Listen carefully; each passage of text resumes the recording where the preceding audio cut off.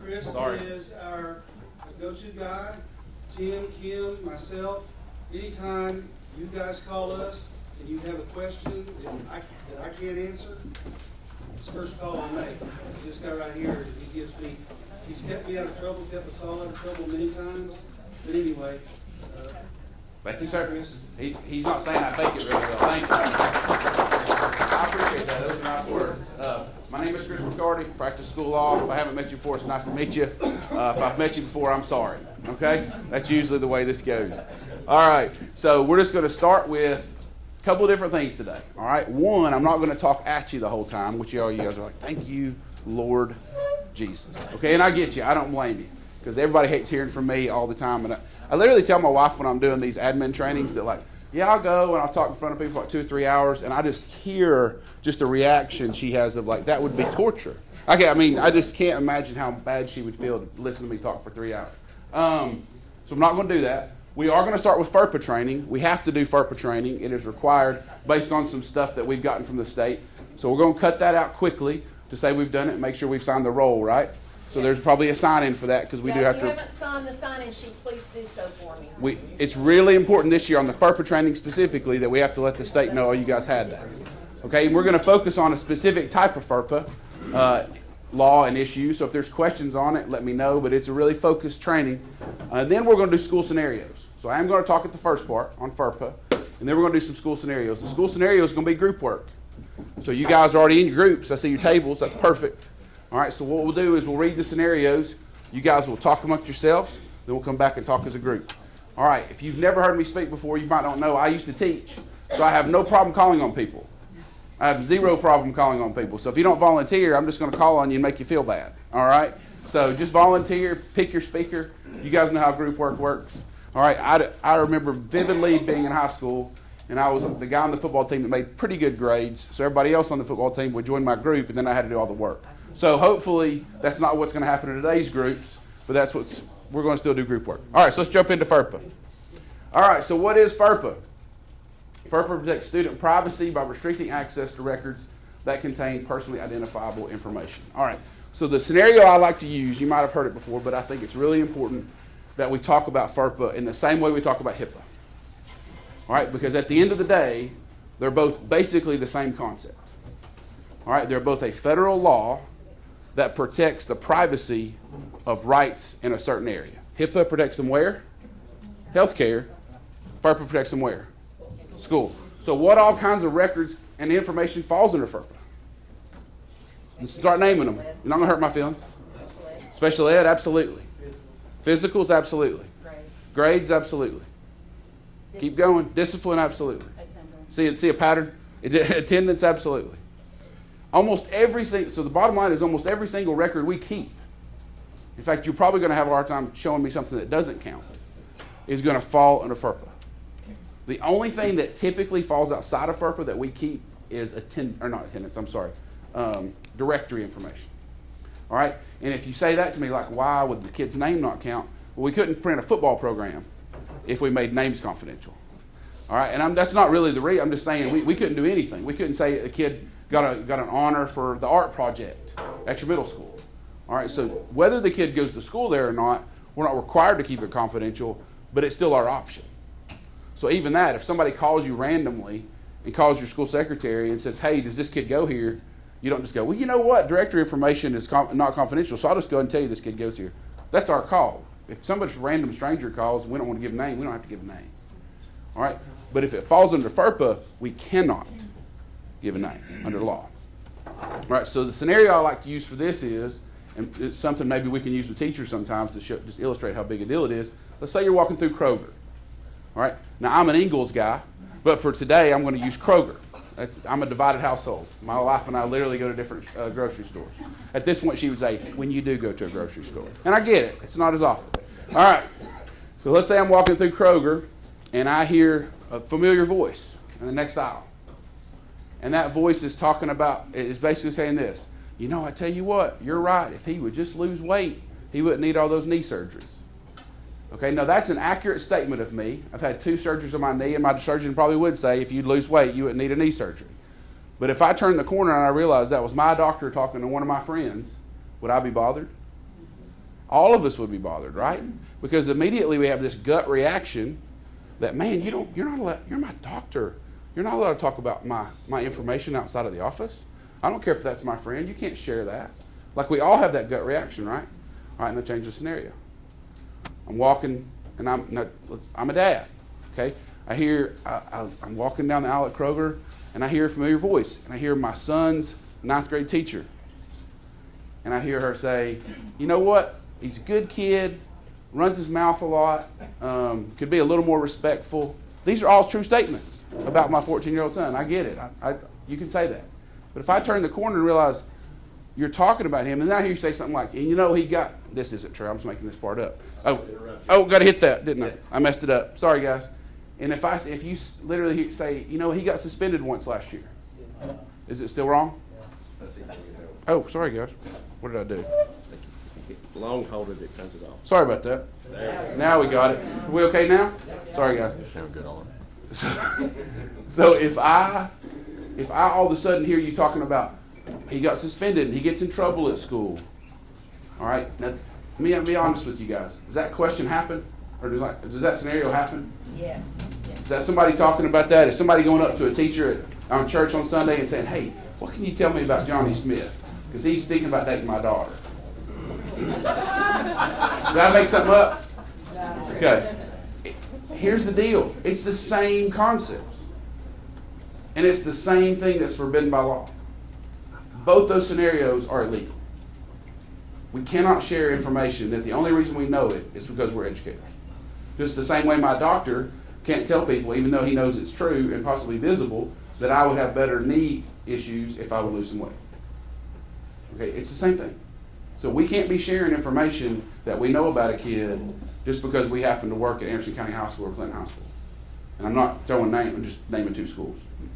You guys know, I know you're not doing that. All right, so just something to think about. FERPA is important for that reason.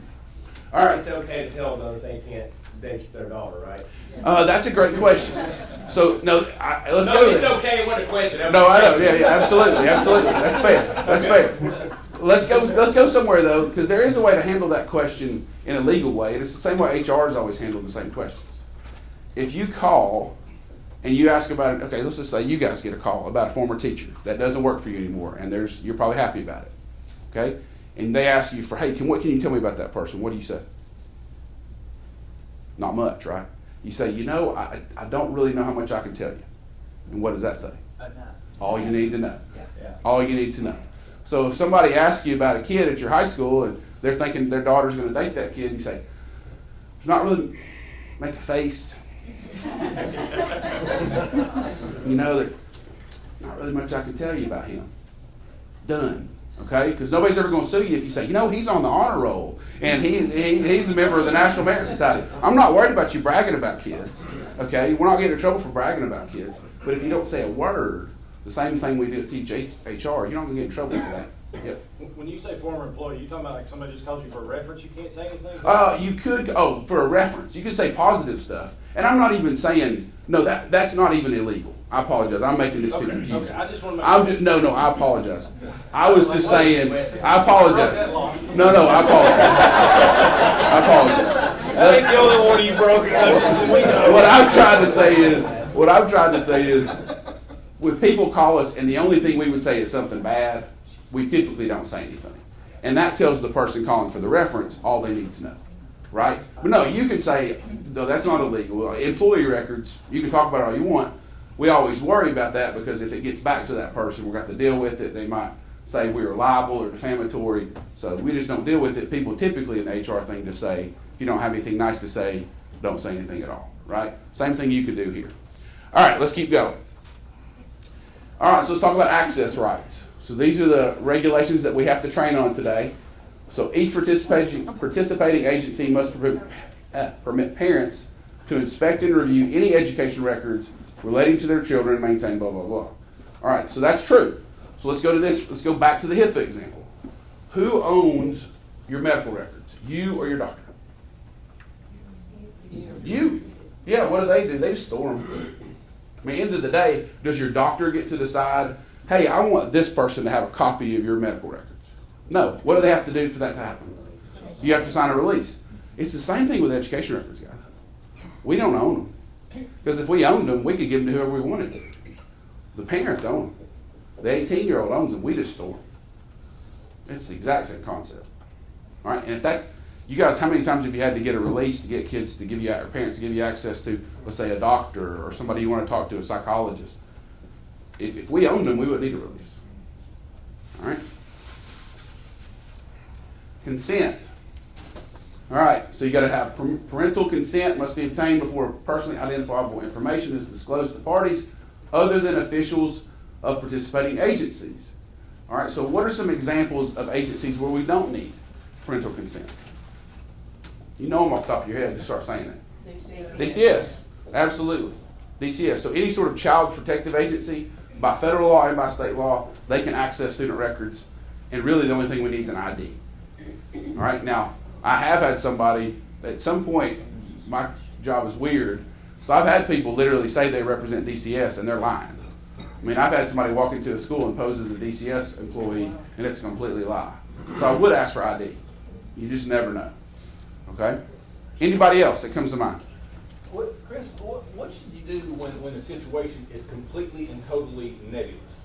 Like a parent comes in, you know they're the parent. I mean, you know they were there at a moment in time and created a child. Sure. But like whether or not. Like, how do you know about that moment? I'm going to leave that alone. You know I love you. I had to jump on that. I understand. But you were inferring a lot of knowledge there. Like with our parents, sometimes I threw you off there. You keep going. They come into the scene, they're out of the scene. Sure. And DCS is not always exactly on top of it with the most current records. Sure. And what should we do in situations where you're just not sure? So we're going to talk about that scenario today in more detail, but let's go ahead and hit on it. So what you're talking about is the situation where you know at one point this person has been a legal parent of the child. You just don't know the custody status. Is that fair? Or even the parenting status. Maybe they don't even have parental rights. And all of that. Yeah, that's fair. What I would say there is it's really somebody else's job to make sure we have that information. And I'm not trying to be mean when I say that.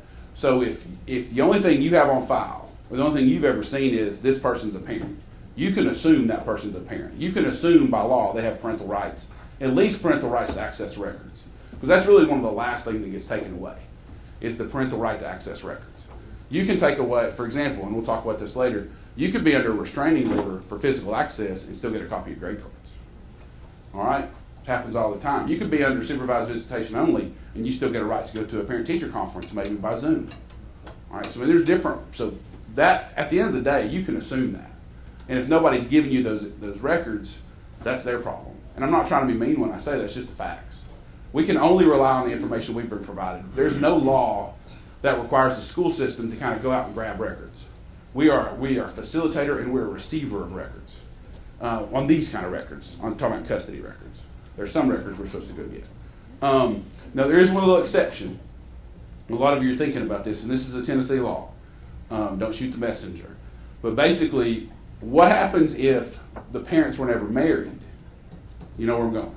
What happens if the parents were never married and the only record you have of dad is just a birth certificate that has dad's name on it? What's the situation there? What parental rights does dad have there? 0. All right? Unless we have other records confirming his parental status. All right? You got to be legitimized. All right? So there's a Tennessee statute that literally says that if you have unmarried. Now, here's the weird part about it. If they were married at the time the baby was born and dad's on the birth certificate, he counts. If they were unmarried at the time, I know they're smiling at me. If they're unmarried at the time the baby was born, people living in sin. I understand. Talk to your legislator. But if they were unmarried at the time, now here's the deal: almost any document from the court confirming dad counts. So even a child support order would count, because for dad to be paying child support, he's had to be legitimized as the father. So anything, I'm coming, I promise. Anything beyond just the birth certificate. And here's the deal with that even, and I'm going to make this even more confusing. Unless somebody has told you, I don't want you to consider dad a parent, you probably can still even go by that. All right, but the problem is sometimes, that's where I'm going the long answer. Sometimes you'll have a mom who has a terrible relationship with the father, And they're gonna send you a copy of that statute. And it's gonna say, hey, by no means can he access the child. I've never asked for child support. I've never wanted him legitimized for a reason. And by law, she's right. Yes, ma'am. So if they were or unmarried, have this child, later get married, Oh. is that legitimized? Ooh, that's a great question. Probably so. Probably so. And at the very least, it would make me assume that it's been legitimized. Does that make sense? Because in that situation, I'm going to have to ask her to show me something from her court saying otherwise. So the answer is yes. That's probably a hole in the law, but it's a hole in the law that I think allows me to assume he's been legitimized. Absolutely. Other than that, we go with the most current legal document. Absolutely. Absolutely. Whatever. All you can do. Yeah, every time. And again, it's the parent's responsibility to provide you those documents. It's not our responsibility to go get a parenting plan or to go get a restraining order. If they want us to go buy something different, they have to give it to us. Yes, ma'am. So I want to make sure I'm clear. Sure. Because in the elementary world, Sure. we have people who register, never married, Sure. and no legal paperwork. Oh, I understand. So So if I've seen a dad- napkin before. If dad's on the birth certificate and he can prove he's that person, he still has no legal rights? I think this is where it gets confusing. I think if they're getting along and there's no reason to sort of mess that up, I'm fine with you relying on it.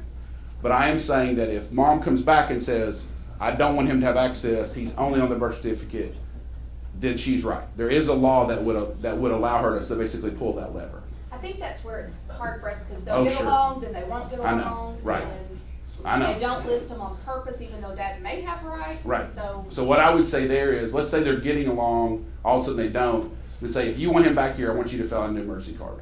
I mean, I want something in writing from you indicating that this has changed.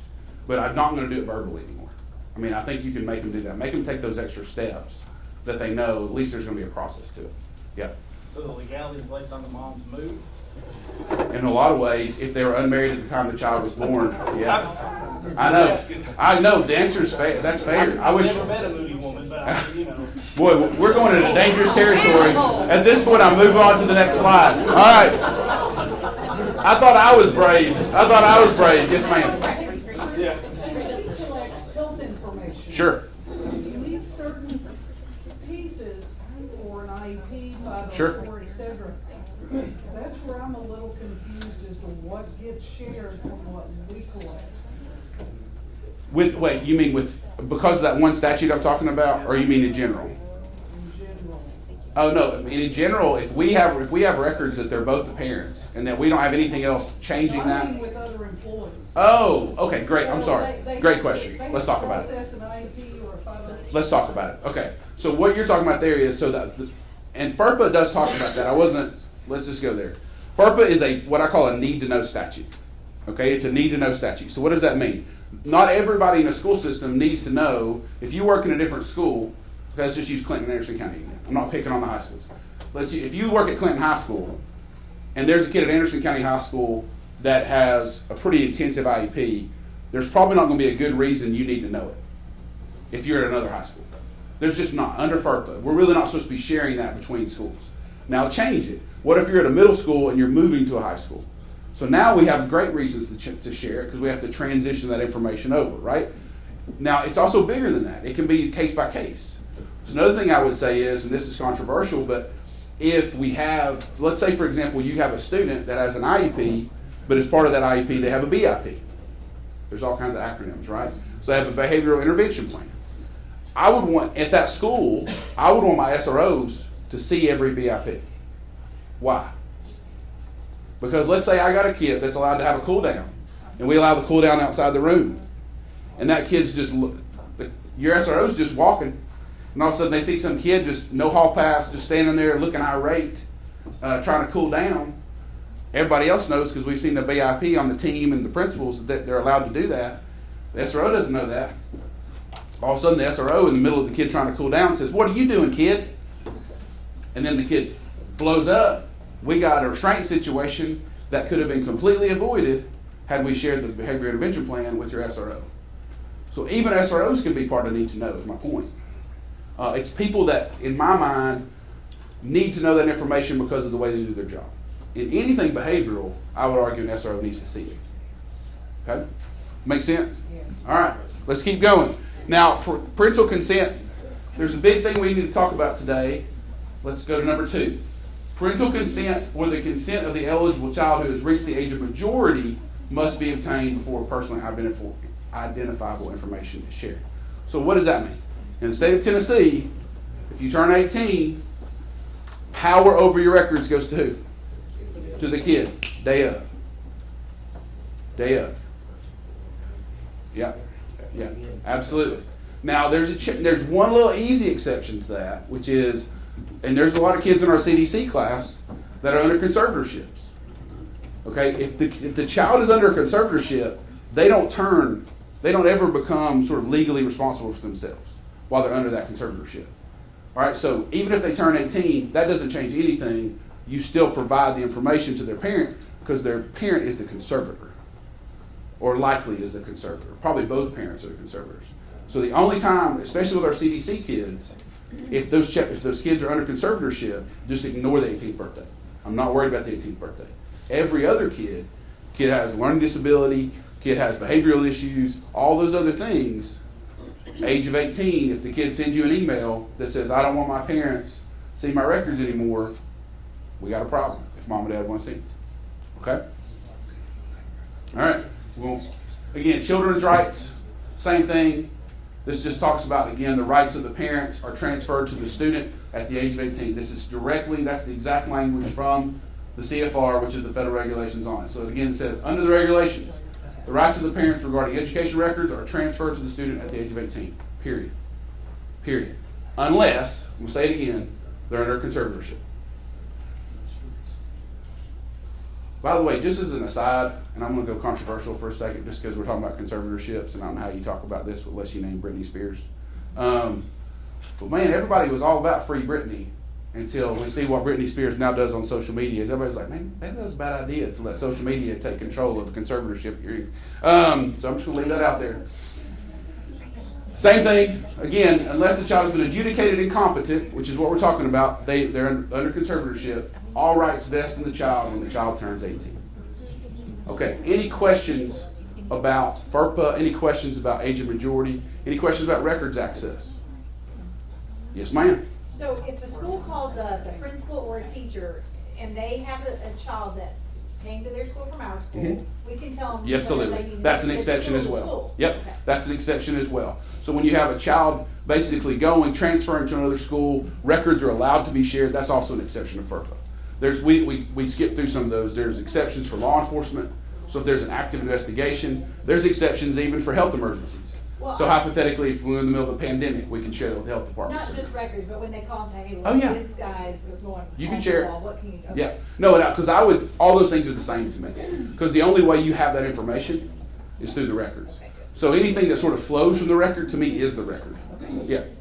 Chris, will you be sharing these, or do we? Oh, you can have them. Yeah. So this PowerPoint is yours. Okay. If you guys want to have it sent out, my always rule is if I'm talking to you about it, you want my PowerPoint, you can have it. Okay. So if you want to use my stuff for training because you're really bored one day and you need some staff development, use my stuff all you want. Tear it apart. Doesn't matter to me. All right. Any other questions? Yes, sir. So, going off Karen here, do you have a legal obligation to share, like say the principal calls you and Sure. asks you about a kid? Sure. Do you have a legal obligation to get into the nitty gritty of that? No, but you have a legal obligation to give them the basics. Okay. So the basic records. Like if you don't feel comfortable, and that makes sense. Like there's some kids you just don't feel comfortable getting into it because maybe it was complicated in a lot of different ways. Maybe I don't want it to overshadow them having to do it. Sure, that's what I'm going. Yeah, maybe you knew that this was overshadowed by they were in the middle of a nasty custody battle and they're getting a fresh start, and I get it. The only thing we have to give them is the records. Yeah, so you're under no obligation to share everything or to get in the nitty-gritty now. Now, I got to change that if it's law enforcement, but you know that. DCS or law enforcement, we would have an obligation there to answer the questions they ask. Any other questions? Okay, let's go to scenarios. When we're talking about records, let's do it. Mary Mama, I'm terrible at names, so you guys are just going to have to deal with my names. I do alliteration a lot. So Mary Mama and Sammy Stepmom do not wait for it, get along. Shocker, I know. Daryl Dad is certainly the father of the two kids at your school, little Daryl and his brother little Daryl. See, there's some Newhart fans left in the world, I'll take that. But Dad works a lot and never comes to school himself. Based on the parenting plan on file, Mary is the custodial parent. Sometimes now they'll use the new term, which is primary residential parent. All right? And Daryl only has the boys from each Friday afternoon to each Monday. I told you this is far-fetched. But he always sends Sammy to handle drop-offs and pickups, and she also often shows up during the week to eat with the boys at lunch and drop them off sweets. Mary shows up at your office one morning and wants to know what you're going to do about that woman getting anywhere near her kids at your school. All right, so scenario the questions I've got basically for the group are, how are you going to respond to Mary? Tell me what you're going to say to her. You guys talk amongst yourselves. We'll come back in a second. Okay, guys, let's talk as a group. Who wants to volunteer? What are you going to say? Okay. Okay. Do it. We think that stepmom cannot come to school and bring snacks, and you got to put the window on her. Okay. Okay. What about? But we think that we are wondering though. We think that she can pick up Friday afternoon and drop off Monday morning because that's Dad's time. Okay. Who all thinks that? No. Raise your hands. And if you have a shoulder issue, I don't want to workers' comp claims. Just keep your arm down. Everybody think that? I think the precedence has been set that stepmom Sammy has been showing up and eating. There's been no issues until there's something that says she can't show up. Okay. Because she's legally married to Dad. In that capacity, she can show up. Okay. But the big question is she on the registration form? Okay. Because she shouldn't have been picking up and dropping off if she wasn't on there, because that's how we check IDs. All right. Well, at our school, we have like a chain of custody, and because this happens. Yes. And so if, like, Dad is a parent, Right. and if Dad wants that stepmom to, and he doesn't get to stop being Dad because Mom's pissed about it, who he's living with. Sure. And so at our place, what we would do is, I mean, I'd probably get our SRO involved, but I would talk to them and say, hey, listen, y'all got to work this out at home. I mean, like I can't tell Daryl that his now wife can't come. I mean, like he wants him to. I understand. I mean, and it's like, and he's still a dad, even if you don't like him anymore. So you guys see why I like this scenario, right? Because one, it's fun for me, because I get to do it hypothetically. It's not fun. Yeah, I know. I'll play it. I do want to do. The reason we do these scenarios, though, let's just say this out loud, is because I get that when you guys are having to do it, there's somebody screaming in your middle of your office, and they're calling. They're going to get their brother over here to beat somebody up. Okay, I'd rather talk about it now when there's less stress in the middle of it, right? But the other reason I like this scenario is you can see that there's, even between schools, there can be differences, there can be slight differences of opinion. Okay? So, and I'll go ahead and tell you, and you're going to be shocked by this. There's no perfect answer to this one. There is no perfect answer to this one. I would say as long as you're acting reasonably and you can define why you did it, judge isn't going to get mad at you. As long as you're being reasonable. So let's talk through that. So help me with this. All those answers make sense to me. It sounds like you guys can defend them. But I'm going to throw one thing out there, which is before you make those decisions, what else would you want to know here? What's in the parenting plan? There you go. What else are you looking for in the parenting plan? Tell me that. If it's 50-50? 50-50 what? Do they share primary custodial parent? Is mom the sole Okay, primary 50-50 custodial. But now the parenting plan is divided. There's custodial residential, which is where they live. There's also another big part that comes in for us. What is that? Educational decision making, right? And that can be, a lot of times that's 50-50, but it can also be what? 100%. So if that box is checked only for mom, so now let me change the scenario on you guys. See where I'm going? So now change the scenario. What if you look in the parenting plan before you, as in the middle of your meeting, you say, hey Mary, let's pull out the parenting plan, let's look at it together. Because the parenting plan, for those of you that are new administrators, let me say this real quick. Okay? A parenting plan is a court order. Okay? A parenting plan is a court order. So we are bound to follow the parenting plan. Now let me say this as my new administrators real quick too, because every person that's been an administrator for a while is going to grin when I say this. Sometimes parents intentionally or negligently will give you a parenting plan that is not a court order. And they'll say, this is what the court said. This is the parenting plan. And it's just a proposed parenting plan that's not signed by a judge, that their lawyer has submitted or they submitted. Okay, that's great. Again, sometimes it's just confusing. Like I don't always think parents do that because they're trying to pull one over. Now sometimes they do. But sometimes it's just confusing because they think it's been filed with court, it's done. So when you get a parenting plan, real quick, the first thing you do is turn to the back page and make sure it's signed by the judge and has a seal on it indicating it's been entered by the court. Because before that, it means nothing to me. I mean, if it's just been submitted, it's a worthless piece of paper. All right, and I submit worthless pieces of paper every day, okay? All right, let's go back to it. Now, I've changed the scenario on you guys. So now you flip to that parenting plan, and mom is sole educational decision making. Sole educational rights. Mom. That changes the. So tell me, how does it change the scenario here? Because now she's, as they say in Seinfeld, she's got hands. Absolutely. Yeah, she does. So if mom says, I don't want. The question would be, Sure.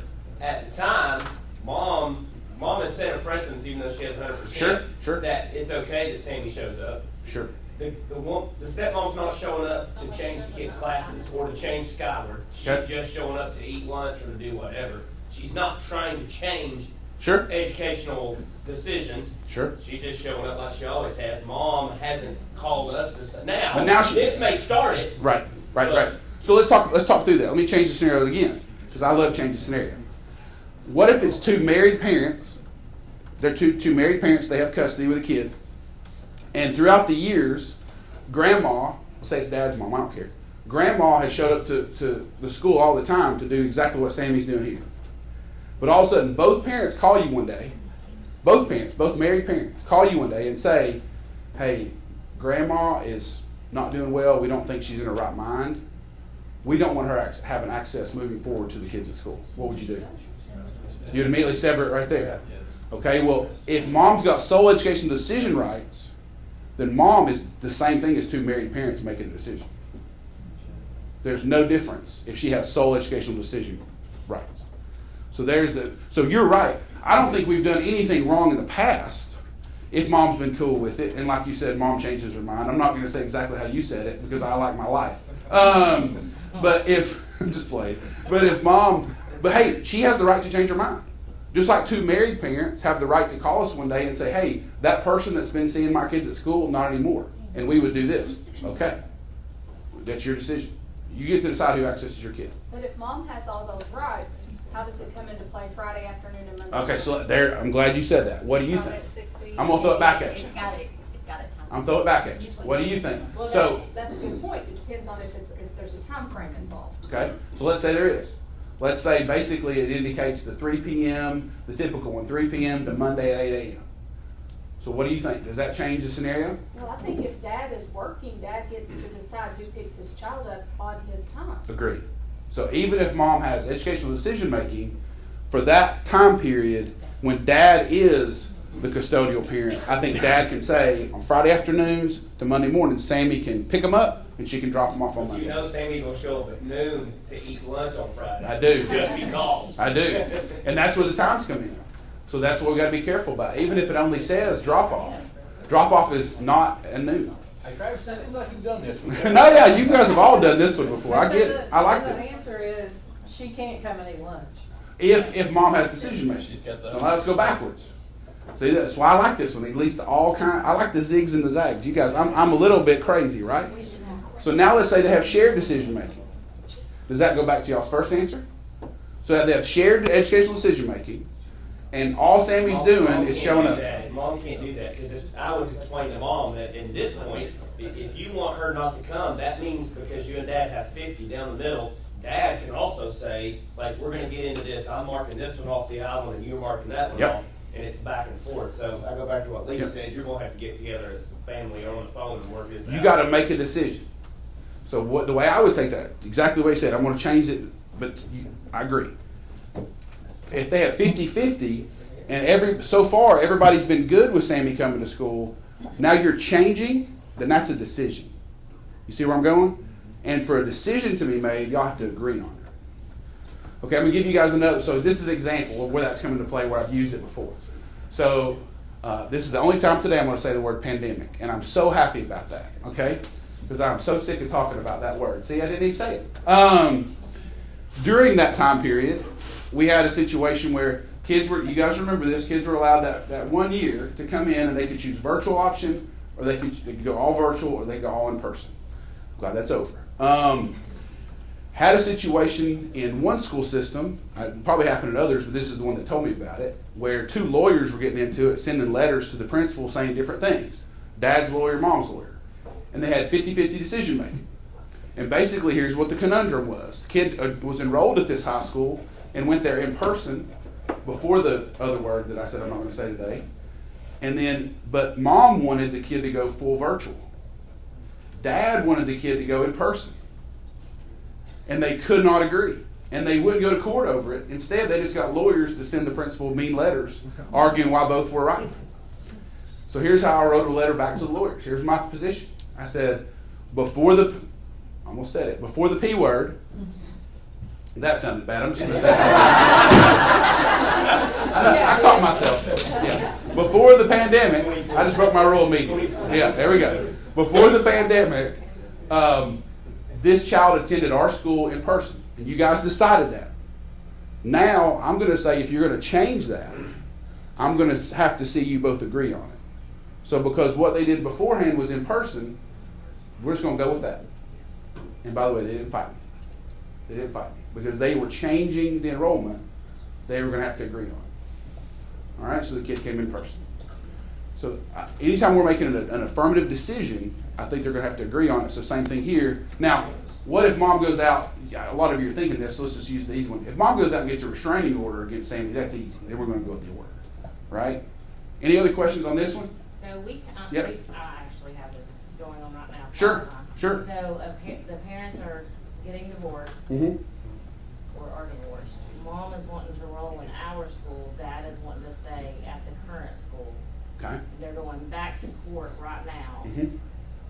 to decide. What do we do in that limbo time? I would keep the kid enrolled at the school they were previously enrolled at. Okay. And until they can agree on that, until a court tells me, Right. that's when it's going to have to change.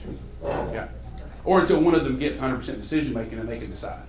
But right now it's the same thing. I mean, the way I look at it is, we're not going to get back and forth and like trying. Now, I'm not going to tell you that's the perfect legal answer. What I can tell you is I can get up in the court and explain that to a judge pretty easily. That's what I come down to. And I'm going to say to the court, Your Honor, we can't get in the business in schools of deciding who's right and who's got the better argument. We're just going to go with, if a change has to be made, then y'all are going to have to agree on it. Yeah, The difficulty in these situations, Chris, and I know you know sure. there's nothing you can do about it, is so many times we have to make that decision in the front office while 100%. while chili's boiling over and Absolutely. spilling on the stove. Yeah, there's people screaming at you. Absolutely. Absolutely. And sometimes somebody's holding a document that's got a date on it, and and I know you use the most, No. but that's hard to cipher. Let's talk all about that. No, I'm glad you said that. So, because I think that's a really good overall theme of this. Okay, at the end of somebody said this to me recently, and I think it's perfect. At the end of the day, you guys are not in the custody game. Okay, so you're not required to memorize exactly how every parenting plan works for 400 kids in your school. You're not required to. Your staff is not required to. So if mistakes are made and you just happen to get, you forgot that dad doesn't have them on a Thursday and dad picks them up and mom's all right, we're okay. I promise that's not the end of the world. Nobody's going to get mad about that later. The only ones that I'll change that on, I am going to tell you that somebody's going to have to keep a good running list if we do have restraining orders of protection. Because if we've been put on notice by a court that dad is dangerous or that mom is dangerous and that we're not allowed to be around those kids and we have released them to them, that's when we are going to get in trouble. Those are the only ones. So I need some sort of running list on that. If you got 4 kids in the school with a current restraining order against a parent, we got to make sure everybody knows that one. Because those are the ones. We make a mistake and give the kid in a car. Let the kid gets in a car with dad. It's Wednesday and he's supposed to get him on Friday. It's not going to be the end of the world, okay? Because we're not responsible for memorizing parenting plans. But the big ones we got to know. That's the only ones I'm going to say. All right. So real quick, this is a great opportunity to talk about the Parental Bill of Rights. Don't forget, in the state of Tennessee, we have the Tennessee Parental Bill of Rights. What does it talk about? This bill was created a few years ago, a long time ago now. To basically, what was happening is a lot of custodial parents were sort of using that word as a hammer. Not all, by the way, probably not the majority, but some using it as a hammer against the non-custodial parent. So the legislature passed this Bill of Rights for all parents. And this applies whether you're custodial or non-custodial. And the only 3 years, there's about 12 of them. These are the 3 that deal with anything school related. So I've just pulled those out for you. Okay? So let's go through those real quick. So this one says, I want to just do the highlight part. The school or homeschooling entity shall be responsible upon request, very important words, upon request, to provide each parent records customarily available to parents. So we do have an obligation, if requested, to provide records to a parent, even if they're non-custodial. So let's do a little pop quiz for a second. Let's say dad is in prison in Indiana, and you get an email one day from dad that says, I would like copies of the grade cards. Do we give them? Absolutely. Unless there's an order that mom has given us that says dad has no parental rights, then he has access to records. I don't care if dad's under a restraining order. He has access to records. And we would have to do it upon request.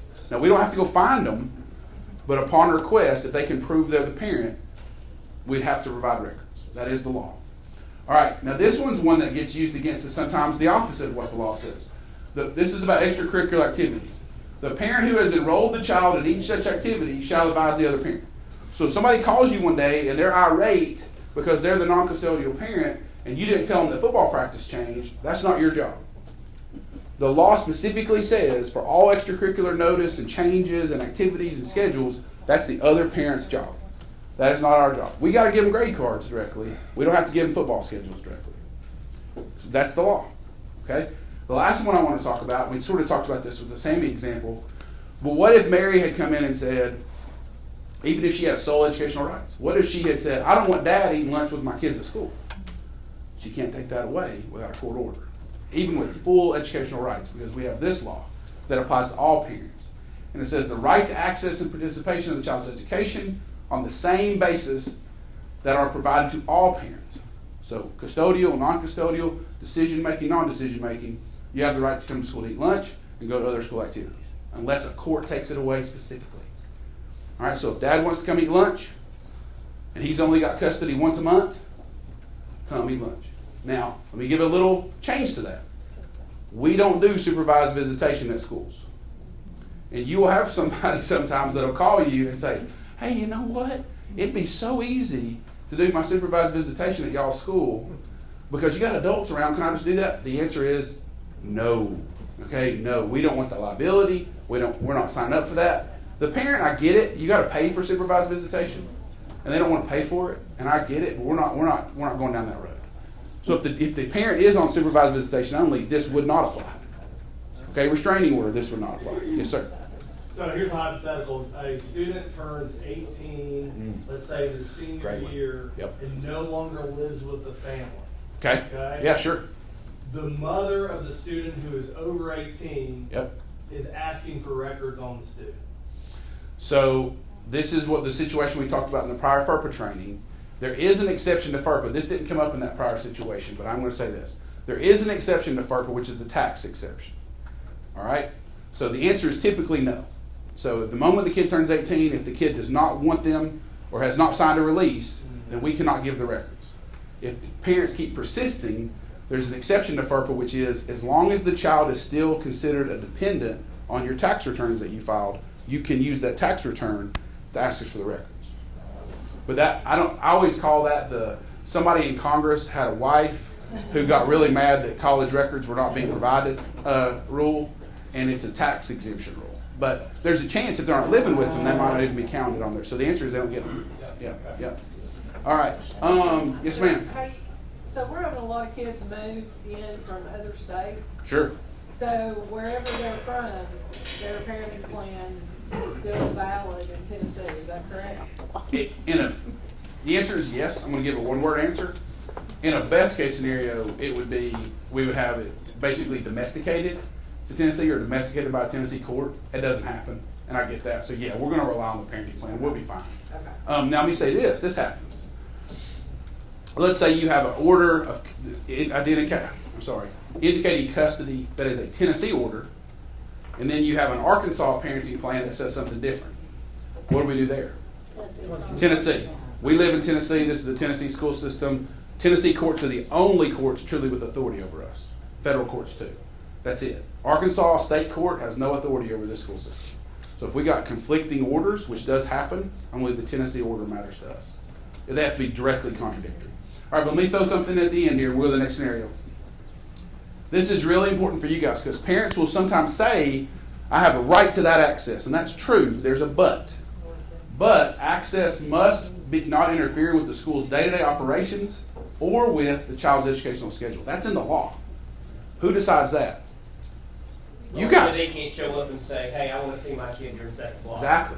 Yeah. Who decides that last part? Who gets to make the decision if it interferes with the schedule or operations? We do. You do. The people in this room. That's it. The legislature had you guys in mind when it put that last part in there. It had schools in mind, school principals, because you have the right to say too much. I had two situations last year. One is comical, one is not as comical. One was I had a parent that was coming every day and just, I don't know how to describe her otherwise, she was just a gossip. So she was literally causing pandemonium with teenage girls, like causing more issues, just like stirring stuff up at the lunch table. Okay, so you could restrict her out of the building, or you could say, hey, look, you're not going to sit with other kids anymore. We're going to put you in this room over here, the picnic table outside. Okay, we get to decide that. If you decide they're disruptive or interfering, you decide it. The other one, I'm coming to you just one second. The other was my favorite from last year on this. I won't come to you. Was I had a principal call me one day and say, Chris, and this is the nicest principal, I'm not going to say what county. I have a rule, you guys have heard it before, I don't tell stories of the county I'm standing in. Okay? So this will never be an Anderson County story. But I had a principal call me and basically said, Chris, what do I do? I know they're allowed to eat lunch and breakfast with the kids, but I got a parent that just won't leave. And I go, what do you mean they won't leave? And she goes, well, he just shows up for breakfast and he stays till lunch. And I said, what does he do in between? She goes, he just walks around. And I said, no. I just started going like, no way. You don't have, they don't just get it doesn't carte blanche give them access to the whole school. No, right. I mean, they literally thought, it's like Mexico. It's like a Sandals. I mean, this guy was literally just like walking the halls, checking things out. I was like, no. Anyway, go ahead. Okay, so we have a situation where we had a parenting plan in place, the dad had rights, but the dad never really. Sure. Never utilized those rights. Right. Yep. So then all of a sudden he wanted to be involved. Sure. And he came and started wanting to have lunch. Okay. It upset the daughter, like she was distraught every time he came. Then you got the right to say, you bring, I know what you probably did, so I'm just going to confirm it. You got a right to come in and say to dad, that is interfering with our schedule, that is interfering with the school. I understand what you're trying to do, and I probably applaud you trying to get back involved in your child's life, but right now, this isn't working. So I need that to stop or until I get confirmation that it's not going to basically ruin the rest of her day. Okay. Yeah, you have the right to do that. Absolutely. Okay. All right. Next scenario. Oh, I'm sorry. So, last question. Oh, you're fine. So, this is just my secretary's asked this. If a parent wants to continually check their child out of school to beat traffic at the end of the school day. Read it. So, interfere with the day-to-day operations. So, then we have a follow-up. So, I know that elementaries and other areas limit checkouts to a certain time. You can't check out past a certain time. Unless it's emergency. So that's legal Yeah. to do. Mm-hmm. Because your operation there is the effective operation of your bus traffic, your car riders, everything. That's totally fine. And there's a lot of school systems that do that. A lot of schools do that, especially elementary, because they just want to beat the traffic. Now, it would have to be unless emergency. So if you had, somebody calls you and says, I'm going to use the Ferris Bueller example, that, the grandfather just died. We're going to have to make exceptions, right? But it's going to have to be something pretty significant. What about doctor's appointments? Because that's what, honestly, I don't know how you guys experience that, but at the high school level, they check out doctor's appointments a lot. I'd probably bend a little bit on that one, and I hate it because I know they're taking advantage, but I also can see somebody legitimately saying it's hard to get a doctor's appointment. Because especially with specialists. Absolutely. So, a kid's got to see a neurologist and they've been waiting for 3 months. It might be a 2:15 appointment. So that's the only reason I'd be hesitant to take a hard line on that one because the court might not like it. Yeah, just devil's advocate. Yeah, sure. Schedule on purpose. They do that on purpose as to not miss so much of their school. No, I get it. I get both sides of it, but I think the risk side of that is you could have to go into court and explain to the court, like, hey, they've been waiting on that neurology appointment for 4 months, and you're the person that said they couldn't get them. That's not going to go well for us, so I'd rather err that way. But I get people will take advantage of it. All right, let's go to the next scenario, and I'm going to give you guys a break just after this one, okay? Yeah. Mickey McFly is a 10th grade student at your school. Mickey's dad, Marty, sends an email to you late one night at 2:13 a.m. Attached, you will find a note. It should say from, that's a typo. From Mickey's pediatrician, confirming that he has severe motion sickness. If he rides in a bus or even in the back of a van, Mickey becomes violently ill during travel. Therefore, though I am well aware of your schools and Coach Tannen's rule mandating that all student athletes ride the bus to games, I am formally requesting an accommodation to that rule based on my son's documented health condition. So your next question is going to be, what do you do next? Maybe it's you write an email back, hopefully not at 4 a.m. Maybe it's that you set a meeting. I don't know. You guys tell me what you're going to do next and how you're going to address this. All right. So who's just going to tell Mickey to buzz off? Yes, got it. We got one telling him to buzz off. I like it. I mean, what accommodation is he requesting? Is he requesting that the school is providing transportation, or is he just asking that he's going to take his own son? This is a great question. Where would you ask that question? I'm going to turn it back on you. Where would I ask? Yep. When I call him the next morning? Okay, so you're just doing a phone call. Okay, but you used a word. You said a specific word. What was the word you used? What accommodation are they requesting? Right. Because he's just requesting an accommodation. I mean, I don't know what it is Agree. until I talk to him. But it's definitely accommodation, right? Agree with that. So I want to start there. I love the question. So it's definitely accommodation. I know he's not calling it a disability. I know he's not using those words. He's not saying well, he is. But it's definitely an accommodation. So what's the thing we might need? A 504 plan. We probably need a 504 plan. Even for extracurricular activities? What do you think? Yeah, because there's a section in there about I know it says that they can't, but would you write it specifically just for? Like, we don't have to have any, daily, Can I stay with you? Yeah. Okay, so if I'm the principal here, I think these are great questions. So one thing that I love about these scenarios that I hope you guys are doing is it does lead to other questions. And it's also leading to other questions which basically are the overall theme of all these, which is don't answer any of these unless you think about all the information you would want. And these are all the questions you're asking, I would want the information. Okay? So let's go back to that. Extracurricular activities. Could you write it for, is this just about football though? Or is this just about going to games? There you go. Yeah. So if I got this note, just from a time saving standpoint, let's take law out of it for a second. I'm thinking if I get this note in August and I know I got a field trip coming up to Dollywood in 3 months, let's go ahead and tackle that too. Because I don't want to have a second meeting when I know it's going to be the same exact request. Right? So I'm going to think about all the things that I can, let's kill 2 birds with 5 stones, right? Or whatever. But I would want to know, is this temporary? Great question. That's a terrible So thing. what was my question? So let me ask you this. You mentioned 504. Where do we differentiate between a 504 and a health plan? Great question. All right. So let's talk about that for a second. And you're not going to like my answer, but I'm going to answer it. So if we're accommodating a disability, all right, and the word disability is a broad term under federal law. All right, like right now I'm not wearing my glasses, so I technically have a disability because I have uncorrected vision. Right? I say this all the time, and I mean it. I don't mean offense by it, because I'll include my own records. If you guys give me all your health records in 10 minutes, I'll prove each one of you has a disability under federal law. It's not hard. It's a broad term. Okay? So where I go with that is this. If you have a disability under federal law, so really is any medical condition, and we're accommodating it, that's a 504. If we call it a health plan, that's fine. The feds don't say you can't call it a health plan. But what the feds will say is when we come in to judge it, we're going to treat it like a 504, no matter what you call it. That's what they'll say. If you're accommodating a disability, so if you have, for example, a health plan over a peanut allergy, that's a 504. Now, we call it a health plan because you might not want to go through traumatizing the parent by saying your kid has a 504.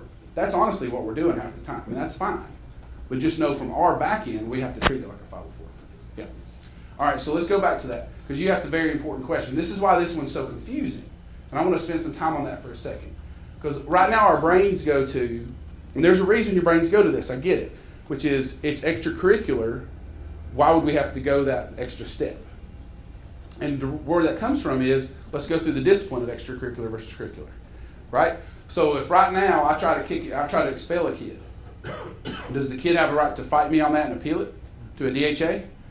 And if they don't like the decision of the DHA, they can go all the way to the board. They can take me to court. Right? So the reason for that is what? Because going to school every day is a right or a privilege? It's a right. It's right. You have a right under our state constitution to go to school every day if you're a student in this state. All right? State constitutional right. But if I kick you off the football team, do you have the right to take me to a DHA? Nope. If I say you can't go to prom, do you have the right to take me to DHA? Nope. By the way, I have defended a court case before where the only thing the mom, it wasn't mom, shocker, was to to get an injunction entered by the court so her daughter could go to prom. That is literally the only thing about the lawsuit that was filed. That was a fun day in court because this was a very vocal mother in a county not that far from here that had some political clout. So to see the judge in the nicest way possible tell her to get lost was an amazing day because he had to say it so nice that she had zero case whatsoever. But anyway, so yeah, those are a privilege. Okay, those extracurricular activities are a privilege. But here's where 504 makes it so hard because it flips it. All right, because what is 504? At the end of the day, what does 504 give you the right to do? Equal access. Equal access to our programs. Okay, so it's not just our educational programming. It is every single thing we offer. Okay, it's even bigger than just, it's access, period. So if I'm the kid in my wheelchair going down the hall and the ramp that we have to that wing that I want to take the class in because I want to be an engineer, that ramp doesn't work, then I got a 504 issue, right? So we got to figure out how to fix that, how to get that kid in that room. Or maybe we're moving that class to another building. I don't know. But we have to make sure they have equal access. And that applies to sports too. All right, so I grew up in Seymour. Some of you guys know that. So people that grew up in Seymour, we played TSD a lot and stuff. All right, has anybody ever been to a TSD track meet? What does TSD do? I'm not making fun. It's what does TSD? They don't use a starting pistol. Drills. So we've been accommodating this stuff in athletics for decades, guys. We got a school down the road that's been doing it for decades, and everybody's been fine with it. It's the same concept.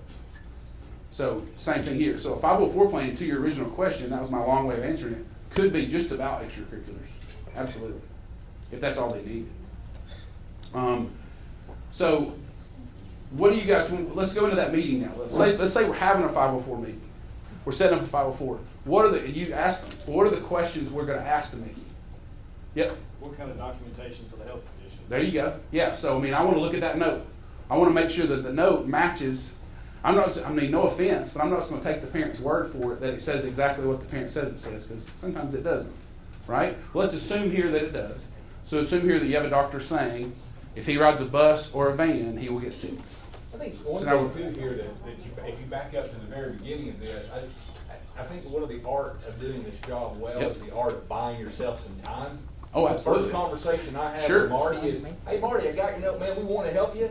But you emailed me at 2 o'clock in the morning when all the world was asleep, and I just got this at 7. Yep. Kickoffs tonight. We're going to work with you, but it's going to take some time. And there's a lot of people that I got. So it's not going to happen tonight. But I want you to know that we're going to work with you. But there's no way we can make this happen before the 7 o'clock kickoff tonight. Agree with you, and especially on this one, I agree with you. We got to be a little careful with that if it's an emergency situation, right? So you got to part of the art of this job. And I know you know it well, is being able to determine what is a real emergency and what is an emergency that a parent calls an emergency. I would agree with you. This is one that a parent might call an emergency because the kid gets queasy, okay?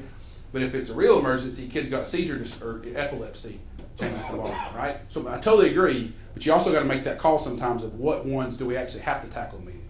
Because sometimes you do. But yeah, most do not qualify as emergencies. Yeah. Sorry. No, you're fine. I'm flip side there. Okay. So if I get this email, I'm going to call that parent. I'm probably going to be flip side. I'm going to say, hey, I need to talk to some people and see if this is really a thing we can do every time. For tonight, if they're feeling bad, if you're going to take them and you're going to provide the ride, I'm going to say okay. Okay. And next time That it works. might not be okay. That works. Okay too?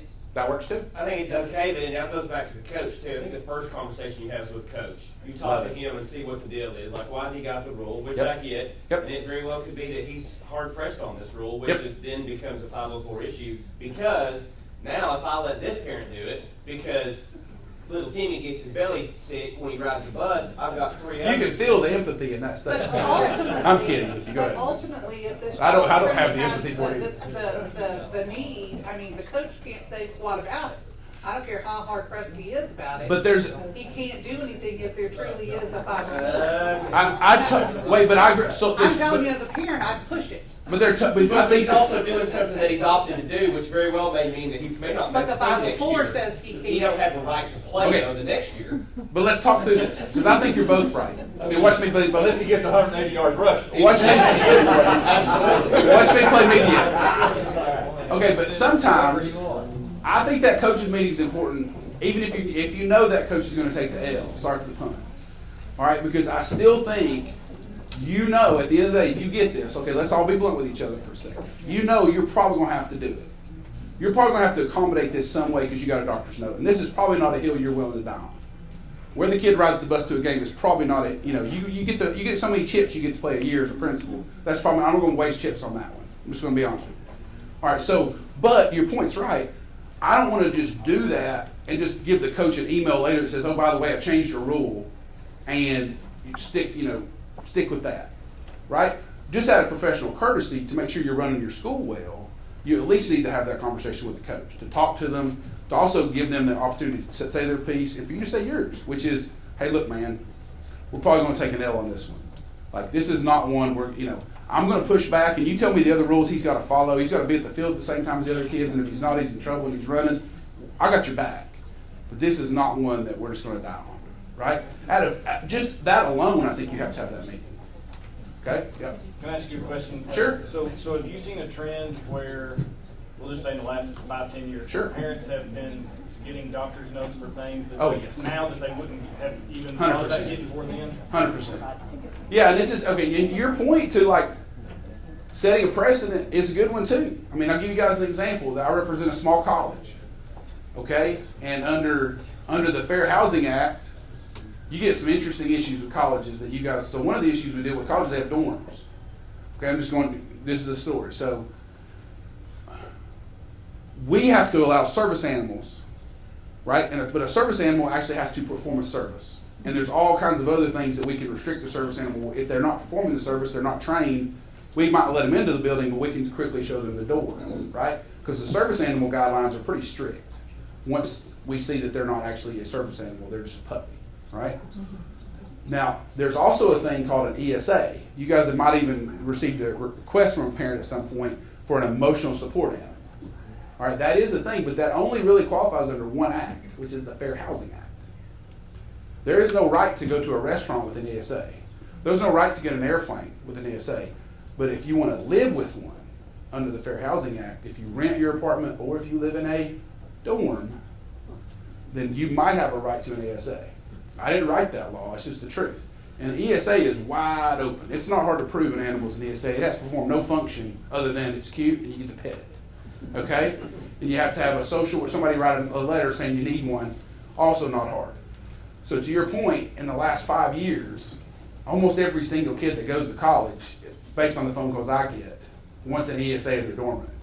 To the point where this school that I represent has now got different dorms, different whole dorms, which are ESA dorms, non-ESA dorms. Because we had to divide kids that have allergies too, and they're in the non-ESA dorms. So to your point, yes. The answer is yes, and we're dealing with it all the time.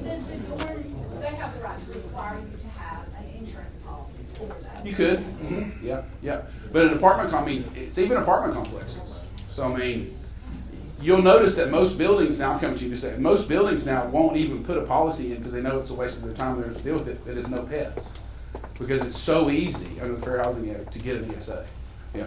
So I'm going to take this a step further, and I think... You're taking the glasses off, now I'm getting worried. Watch out. I feel like this is a Clark Kent moment. I know that the county has gotten this a little bit, but and let me finish the whole thing. You're good. Extracurricular kind of changes this Okay. when I say it. So let's say Marty McFly is working to get that 1.21 gigawatt rolling, and he's working past hours, and he can't get Mickey to the game. Okay. But he's got a 504 or some type of Yep. airplane or something. Yep. Does transportation then fall on Great question. on the system? Great question. To get him because he can't ride the bus? Great question. Great question. So let's go to this. I think that's the biggest question of the whole thing. All right, so you go into that 504 meeting, and I say this about IEPs too, and I don't think Kim's going to mind. I look at a 504 or an IEP meeting as a negotiation. That's not a bad word, by the way. Like in America, we think the word negotiation is a bad word so much that we have CarMax. Think about it, CarMax's only marketing is you don't have to negotiate. We'll sell it to you for more, but you don't have to haggle with us over it. Okay? Like that's literally the marketing. I look at it as negotiation. So when I go into that meeting, to your point, I want to ask Marty, first question, tell me what the plan is here. Because are you wanting to take him? And what happens when you can't take him? All right, how are we doing this? Because I want to get that down now because I don't want to be dealing with that 3 months when Dad's got to work late. And I think you got to have that down. Now on this one, it's a little easier to your point because it says van and bus. And what are the two only things we're allowed to transport with in the state of Tennessee students? Vans and buses. So we're going to have to play some horse trader there. And so what might be something you say to Dad that is, if you want to volunteer to take him, we'll let you. And here's the guidelines. You got to get there on time, blah, blah, blah, blah, right? But here's the only thing I can offer to you. What do you guys think? What's something we could say? Ride in the front? Ride in the front.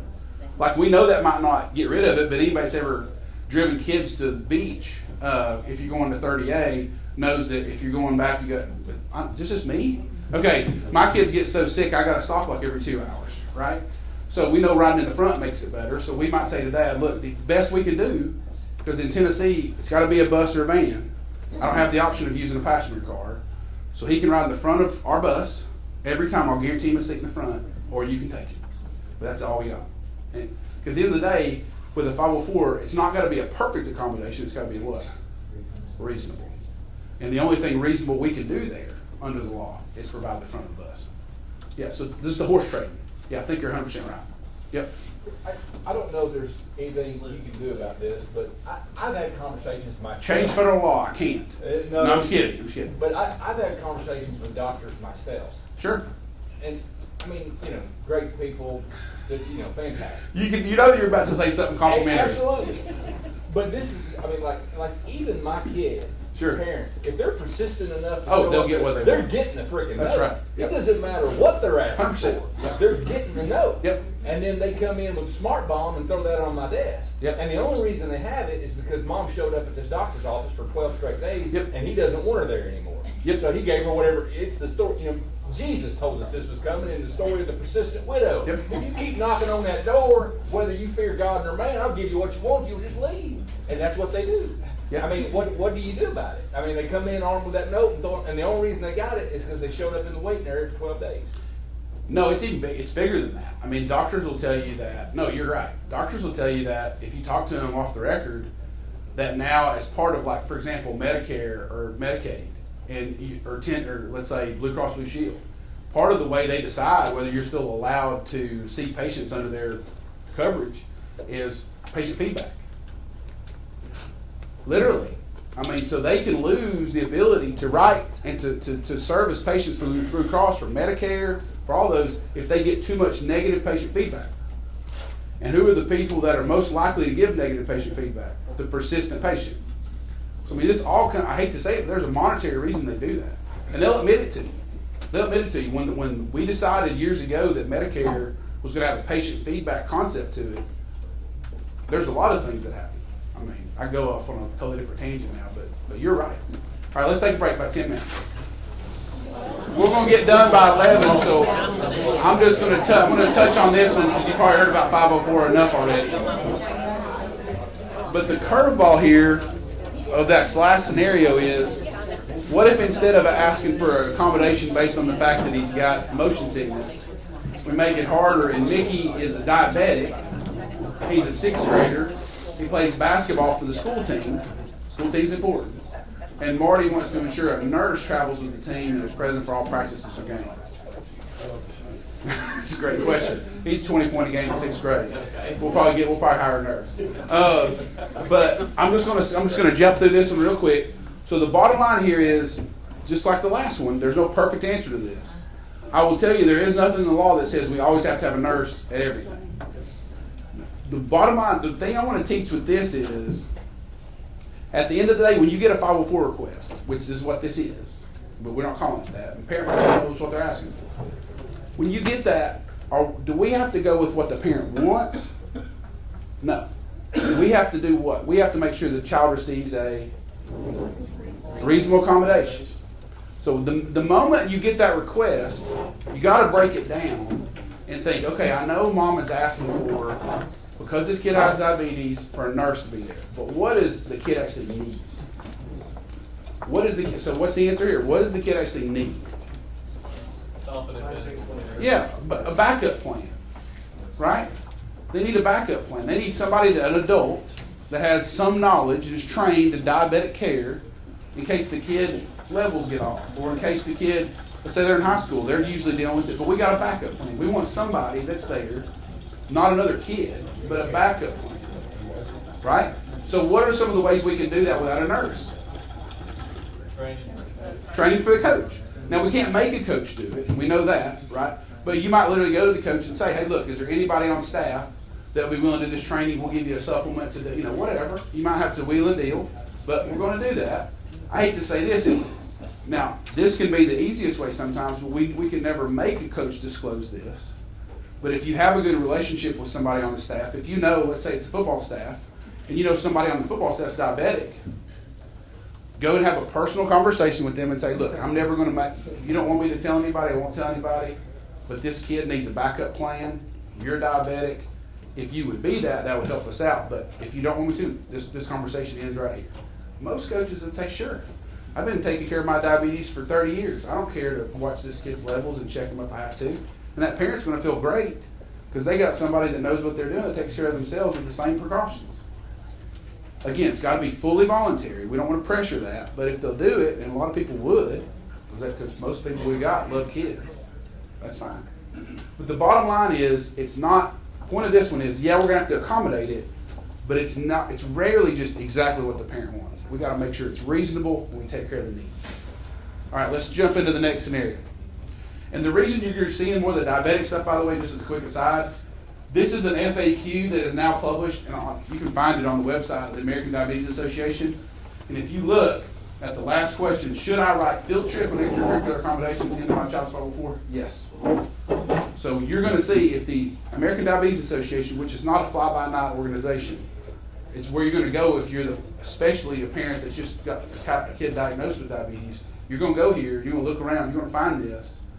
You're going to get more requests for this. So we just got to be aware of it. So Sure. I guess our 504 coordinator probably, when writing this and getting the information, that needs to be a question that they're asking, is your kid doing any extra? Absolutely. And with diabetic kids? Class schedules to see if in this year's plan it needs to address. I think so. Trips and especially with diabetes. Because we're seeing more and more parents that they'll automatically just think the kid has to have a nurse, that they always have to have a nurse. And now I'll say this too, and I may say this, I'm not picking on elementary school, but always think of the domino effect. So the answer is yes. But I also want my elementary principals to think about the domino effect of 504s that you can write when they're in third grade and how that affects high school. Okay, because in third grade you might say, and it's an easy give because you got a nurse all day. And you might literally write something and use poor language, no offense, because we're all trying to get those done. I would do it too. And you might say something to the effect of, we will accommodate diabetic care by making sure that the student has access to a nurse at all times. Period. Okay? Now that when that kid gets to high school, and now they've joined the volleyball team, and we've been giving them a nurse at all times for 6 years. Now we're going to have a hard time looking at mom and going, he doesn't really need a nurse. So we got to be careful about that language. You could say the same thing and just say, because there is a nurse available at school during the school day, it should not be an issue for Johnny to have nursing care available at school. I mean, just qualify it a little bit. That's all you have to do. So I know in elementary, they're still in the teaching phases of checking it all. Sure. So would it be something to write in there so that it's easier to make changes later on? That as the child learns their self-care. Yeah, absolutely. That's great. In fact, most doctors, you guys have dealt with endocrinologists, they're going to say by the time that kid gets to high school, they're going to be on their own. They want them on their own because, by the way, they're going to be on their own in a year, right, and they don't have a backup plan. So, Mom, you got to let Johnny do it himself, right?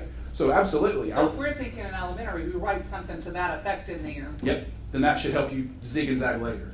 But don't use just that, and I've seen it, qualify. Use those little qualifiers, those things of situation may change later as self-care is encouraged, blah, blah, blah. You see what I'm saying? But don't just write that just all-inclusive, we're always going to give you a nurse, because I've seen that bite us. Yep. Chris, I've always been an advocate for saying like school nurse or trained staff member. Great. Is that okay? That's fine. Yeah, if mom and dad will agree with it, that's awesome. That even gives us more flexibility. I love that. The other thing you have in high school that we have an advantage of is what? What are we going to have for athletics in high school? We got athletic trainers who are state licensed medical professionals that if they've not been trained in diabetic care, it's super easy to send them to that class because they're already a licensed medical professional. So, and if we go to away games, they're going to have trainers there too. So it's easy to sort of roll those trainers into it as well, and that's always going to be a reasonable accommodation. Okay, let's keep going. You guys are going to like this one. Let's switch to personnel.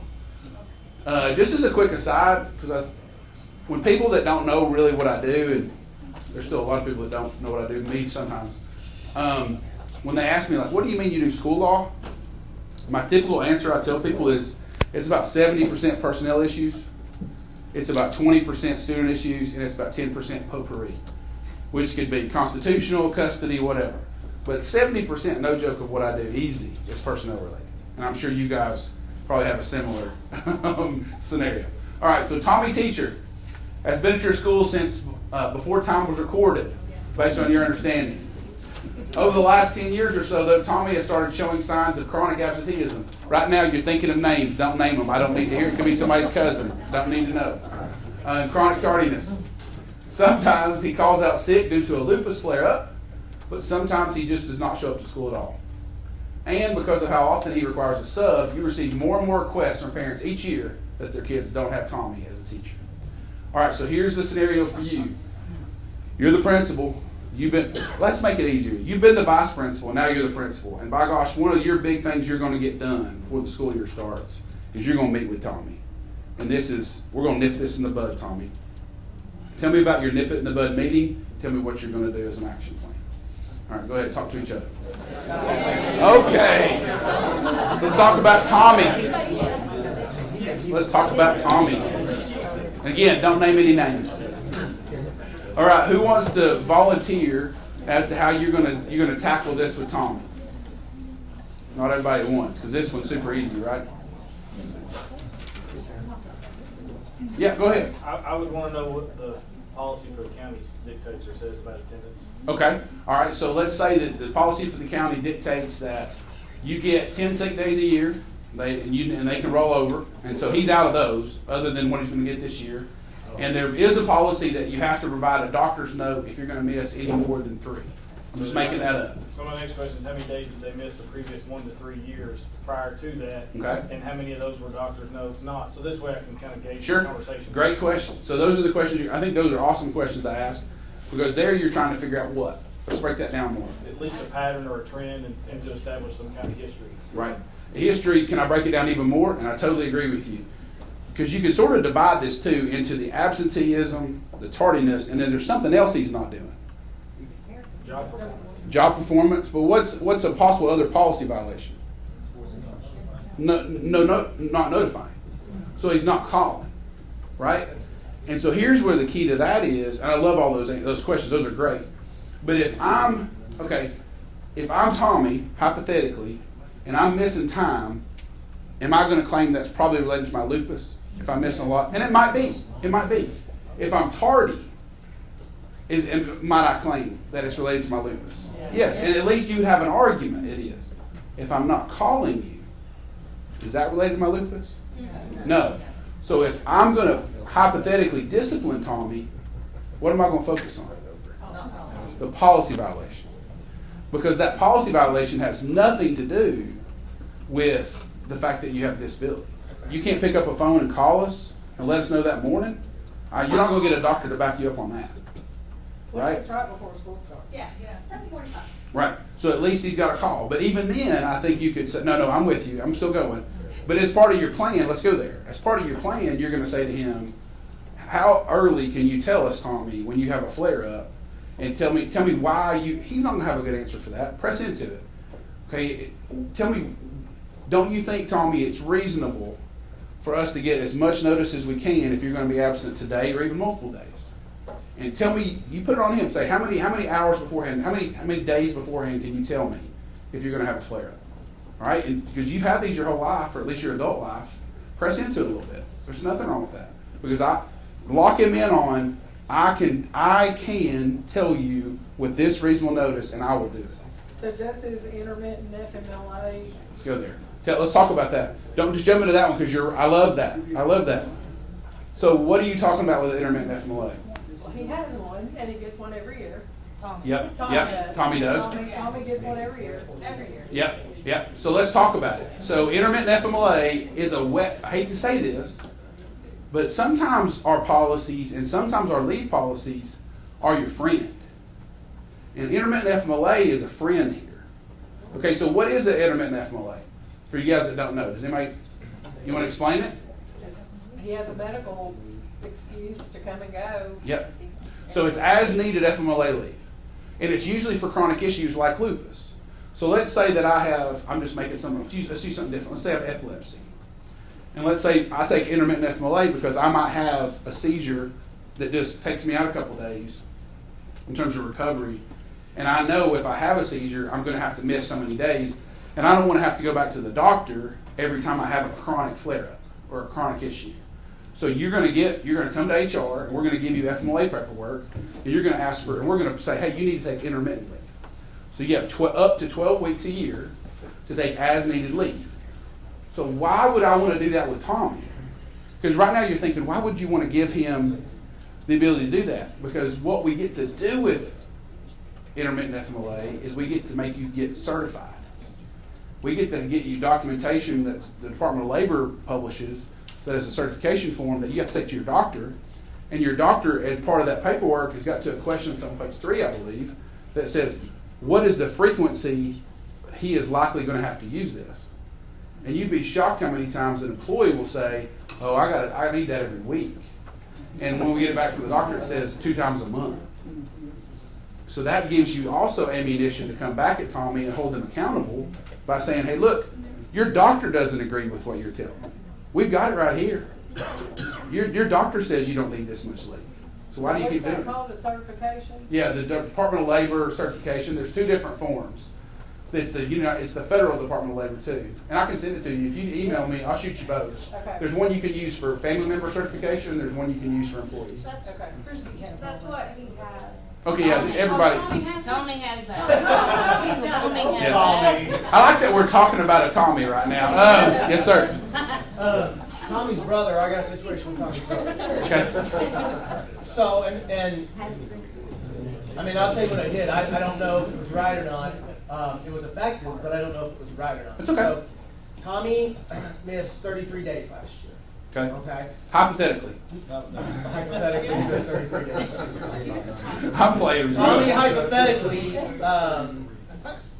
thought that he had COVID and would leave and get tested and had even though we test on site here, he would go outside of that. Sure. At Tommy's school, not just on campus. There's a lot of Tommies here. There might be a nurse right there that works about. I like all these Tommies. Tommy's a popular name one year. So there was a lot of moms naming their kids Tommy in I Anderson guess. County. Thanks, Aaron. But so really, what happened was on Wednesdays we get together with a specific group, and it's once a month. Okay. 2:30 to. I know. Okay. Yeah. So Tommy's at school all day on this Wednesday once a month, and then he has to leave from 2:30 to 4:30 every day. To get every Wednesday. Every Wednesday. It happens like what, 7 times a year, 9 times a year. It would always be that pattern. Yeah, but it's always on that Wednesday at 2 o'clock I got is you. when he gets sick. Yeah. So Yeah. my steps was we did a verbal talk, verbal meeting, and then after that a written formal reprimand. And Tommy says, listen, these are my days. I have sick days. You have no right to infringe upon my sick days. But the problem was, and I did the formal reprimand, but the problem was there was no doctor's excuses. He's missed 33 days. There was no doctor's excuses that said, I am out from 2:30 to 4:30 on Wednesdays because lupus. You can do that. So he couldn't do that, and now he's in really bad terms because he's like, listen, those are my days, and he still has 8 days left. So even your TSBA model policy will say something to the effect of the school system has the ability to make you bring doctor's notes if absenteeism becomes a chronic issue. So I mean, you can do things like that. The other thing I would say is when you have now that's so let's pull that apart. So you have circumstantial evidence, but clear circumstantial evidence that his pattern fits with what you think he's doing. All right. So but people often think, well, circumstantial evidence is not that strong. Well, of course it is if it's really good. Yeah. And the one that you always use in law school, right, is if I'm inside and I don't know it's raining, but I see 3 people walk inside with an umbrella soaked and go like that and shake it off, I got pretty good circumstantial evidence it's raining outside, right? So same thing there. I mean, that if you have a pattern, you've documented it, that there's only 7 of those meetings a year. He's missed 5 so far. There's only 2 left. And that happened to be the days he gets those. I will go to the bank on that one because people are going to see through it. So yeah, you're the good. formal reprimand was completely justified and warranted, and if you've got the good documentation, which I know you do. So I mean, the mistake people make there is jumping the gun. It's don't base it just on an assumption. Show me and prove me your assumption, even with circumstantial evidence. So document it.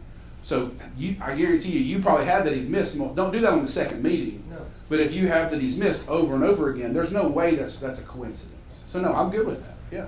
Chris, where do you go, like, to continue with Tommy, where do you go when, like conversations that I've had hypothetically with Tommy is, like he'll say these things, and I'm not arguing with him, but I'm like, listen, yes, you have a right to take care of your health and all that, but man, I gotta run this school. So I need somebody here for this school to function, and when you're constantly not here, you're killing me on my end. You got to be a little careful with that, but I think you can say it. So let's go to the ADA for a second. All right, because at the end of the day, that's what this is about. All right, and by the way, it could also be about 504. I always throw this out and I guard myself because our employees can ask for 504 plans too. 504 is not just for students. Employees can request it. I'll be honest with you though, it's the same thing as an ADA reasonable accommodation request. So I don't really care if they do. We're going to treat it the same way.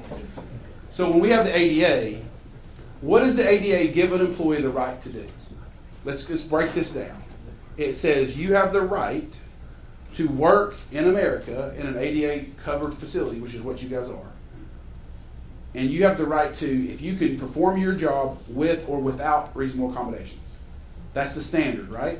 So what you're saying is if it gets to the point where it's not reasonable, that you're no longer performing the essential functions of the job, then we do get the ability to push back. But I got to say this.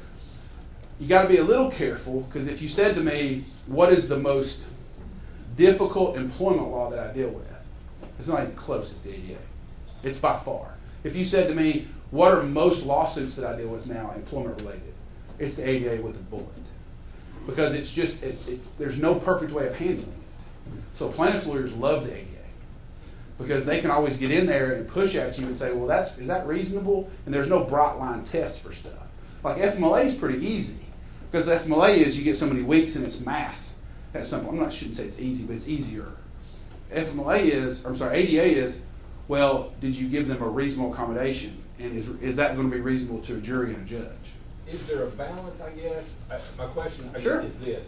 Is there a balance between, and I know this is what we're walking in with law all the time, this balance between liberty and safety. Liberty and safety. You got to get. Is there a balance between accommodations for what is needed and then the ability to do the job? If you need that kind of then you can't do this job. Yeah, let me give you an example. So in safety always wins. Safety always wins. In fact, with the ADA, we consider for what's called a fitness for duty exam if we think you're unsafe. We'll give you examples. The easiest one to understand there is, let's say that I work at the Amazon facility, the Amazon warehouse, and I drive a forklift. That's my job. I was hired to drive a forklift. Well, let's say I develop epilepsy. All right, do you want somebody driving a forklift that has epilepsy? Probably not. So then what we're going to do is we're going to send you to a doctor and say whether that doctor is going to sign off on whether you can drive that forklift or not. Because I'm not putting you back on that forklift if you can kill yourself or somebody else. That's why, same thing, like ADA rights for a long haul trucker aren't as good as yours. Because another assignment? Yeah, possibly, but so that's a great question. But even under the ADA, we're only allowed to transfer you into open positions. We don't have to like move somebody else out of their job, but if we have open positions, that might be an accommodation. But all this goes to HR, by the way. You guys know that. Let me go back to Tommy for a second. So with Tommy, to roll this all back into one, you're gonna, if you want to discipline him, you're going to focus just on the policy issue. But I also think we have an obligation, we're going to do a central office to do this, we're going to have what's called the interactive process with Tommy, which is the legal term for just going to Tommy and saying, hey man, you're missing a lot of days. I know you're telling me it's because of lupus. What can we do to help you? What are some things we can do to help you? And one thing we might suggest, which is where we're rolling this all back around, is we might say, we're going to give you FMLA intermittent leave. We think that is a reasonable accommodation because you can use it, you got up to 12 weeks of it a year, but we're going to ask you to get it certified. So the give and take of that is, we're going to ask you for this certification. And we're going to ask you to at least document. And by the way, you know what some people will do? Now I know Tommy on this one hypothetically has it, but some people when you tell them, hey, we're going to have your doctor fill this out, they'll go, you know what, never mind. Because you call their bluff. That's what I'm saying. Sometimes those policies are our friends because we can call their bluff and we can get their doctor to probably not tell you the same story they're telling us. Does that make sense? But there's no perfect answer. Can I take anything? Last step. You're good. You're good. What if Tommy's, let's just say Tommy's local and Tommy is friends with doctors. And I know, as well as you know, that Tommy ain't going to have any problem getting the doctor to write him a note for however many days he can get off. That's the tough part. So at the end of the day, we're not required necessarily to do exactly what the doctor says if we think it's unreasonable. But it's tough because, and I'm just being honest with you, it's just a flaw in the system. Okay, for a fitness for duty exam, I can pick the doctor. I mean, I get to pick the doctor because in the fitness for duty exam, we're paying for it. So by gosh, if I'm paying for it, I get to pick who you're going to. So I can push back there. But on a regular one, we're just kind of stuck. I'm not going to lie to you. Because I can show you in the law, it's the same thing when we do a 504 plans, right? I can show you in the law where it says, like with a 504, we have to take the doctor's note into account, but it's not controlling. But the problem with that is if you get into court one day, which is where it could end up, and Tommy's going to put up the doctor who went to medical school, and I know we all know why they did it, but the doctor went to medical school, we didn't. So the judge and the jury are going to be like, well, wait a minute, so you overrode a licensed medical doctor because you thought they were lying? And we just lose. It's way easier to push back on an IEP, okay? And I know I'm rolling this all around, because if I go push, let's say I get a psychiatrist that says a kid does have autism. Okay, this is what y'all are thinking about. We can push back there. Why? Because we have licensed psychologists on staff with the Anderson County Schools. So I got a competing expert there. We don't have a licensed doctor just sitting in the central office, I don't think. We don't have MDs. So that's the problem, is that we don't have these counter experts. So it's just a flaw in the system. I wish it was better. But the ADA is something people take advantage of every day. That's why I look for techniques to deal with it, but there is no perfect way of it. Yeah, that's a fact too. Yeah, this was. There are tennis issues. Oh, sure. And I will say this, I'm going to end this with sort of a sour note, but it's also something that you just never know when the curveball's coming. So this year, again, this is not in Anderson County. I had, sometimes people will call me and sort of put an employee on my radar. And sort of, I'll brainstorm with you about how we're going to deal with this. This person's got usually pre-2011 tenure, which is old tenure, which is the better tenure. Let's just be honest. If you get offended by me calling it old tenure, you don't realize how good you got it, because that's a way better tenure.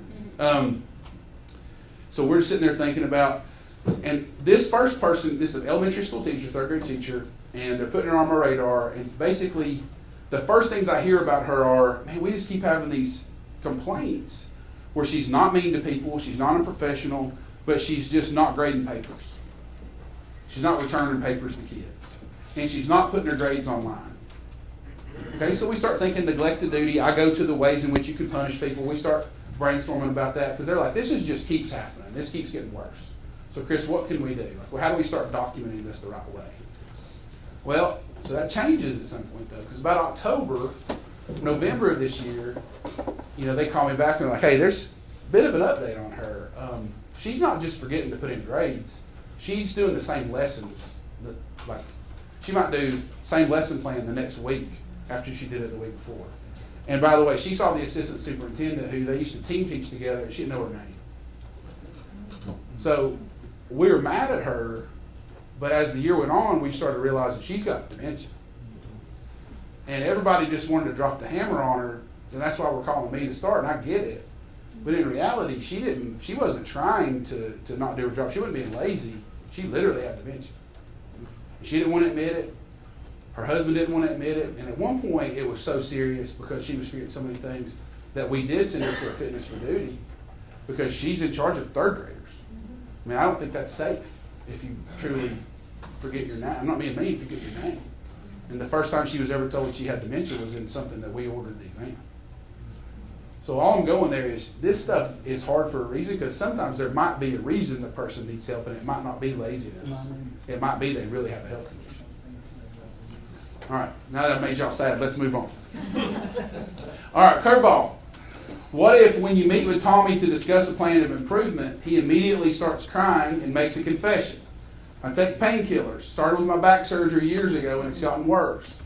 I know it's wrong, but I need help. I really need help. And I'm going to put you in groups because I want to keep going. But let's start with this. He's telling you he's an addict. Let's start with this criminal. And some people in here can't give this answer because they'd be cheating. There's a certain table. But is addiction a disability? Yes. So being an addict is a disability. Being a drug addict is a disability. Being an alcoholic is a disability. Now there's a catch to that. Let me explain the catch. Let's go back to I'm not picking on epilepsy, but I just think there's a difference in how the law treats this. So if you're epileptic, that's a disability. And if you have a seizure at school, we're not going to punish you for it. You see where I'm going? If you're an alcoholic, that's a disability. If you get drunk at school, you're fired. Okay? The law doesn't allow for exceptions for that. If you're a drug addict and you're intoxicated at school, you're fired. Okay, we can send you for a test.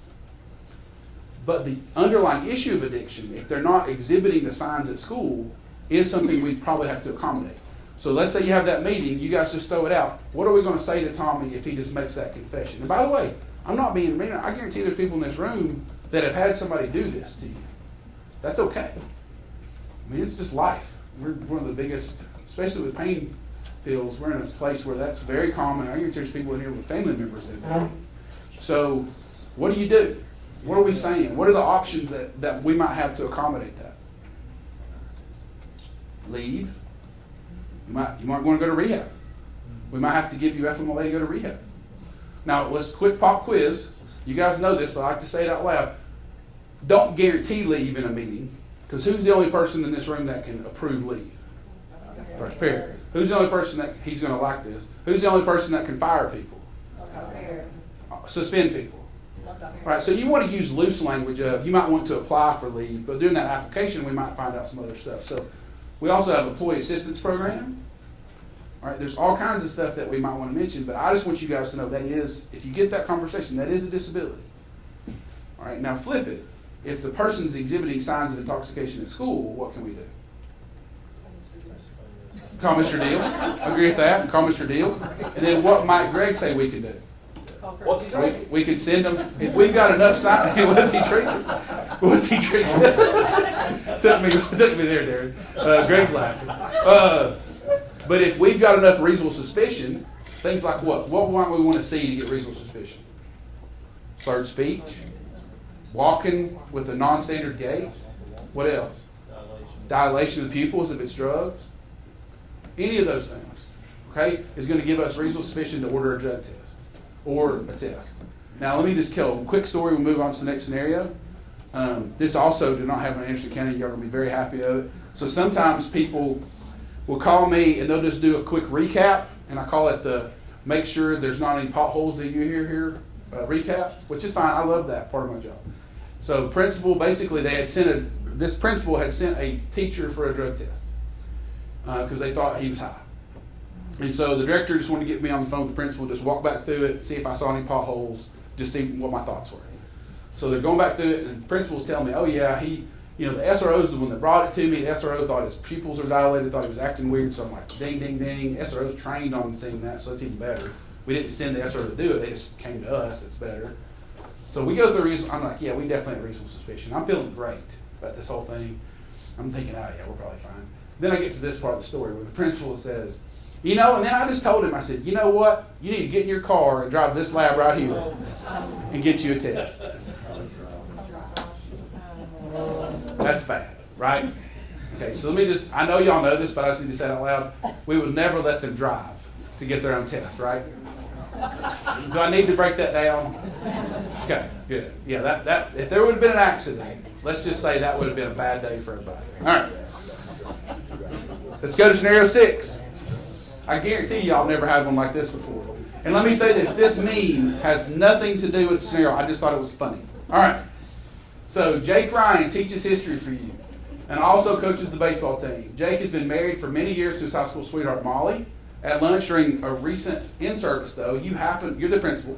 You happen to overhear a group of teachers discussing Jake acting pretty chummy with the girls' softball coach, Allie. From what you can hear, Jake and Allie are always flirting and always lingering around after their practices. Someone also mentioned a cryptic Facebook message from Molly, who's the wife, about loyalty. So my question is this. This one's a little bit different. Are you going to do something or are you going to do nothing? And if it's either one, tell me why. So you guys go ahead and talk. Okay, you guys are quieting down, so I'm going to dive into it. All right, show of hands. Show of hands. Remember, if you have a shoulder issue, don't raise your hand. Just use your other arm. How many people, you don't have to tell me what, but how many people would do something right now about this? Raise your hands. Raise your hands. People are brave. Something. Okay, you can tell me what it is. Something. All right?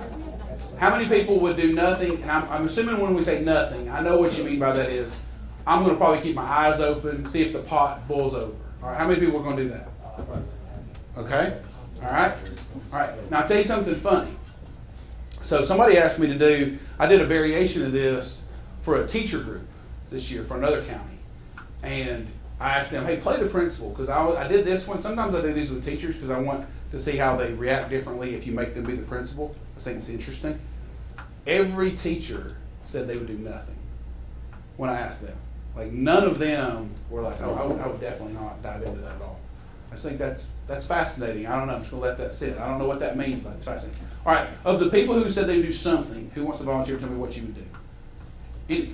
Yes, sir. I think it all depends. I mean, it's all situational. Oh, sure. Like, if I know that Jason is a really good friend with Jake, yep, I may go to Jason on my admin team and say, hey, man, like, we can either stick our head in the sand here and wait for this to boil over and be a big deal, or you can talk to Jake and see, like, here's what everybody is saying. And if everybody's saying it, there's a really good chance. I mean, it ain't just coincidental. Sure. And start there. Not like, hey, you're going to lose your job because you're cheating on your wife or Allie's cheating on her husband, but like, hey, man, we're just giving you a heads up and let everybody.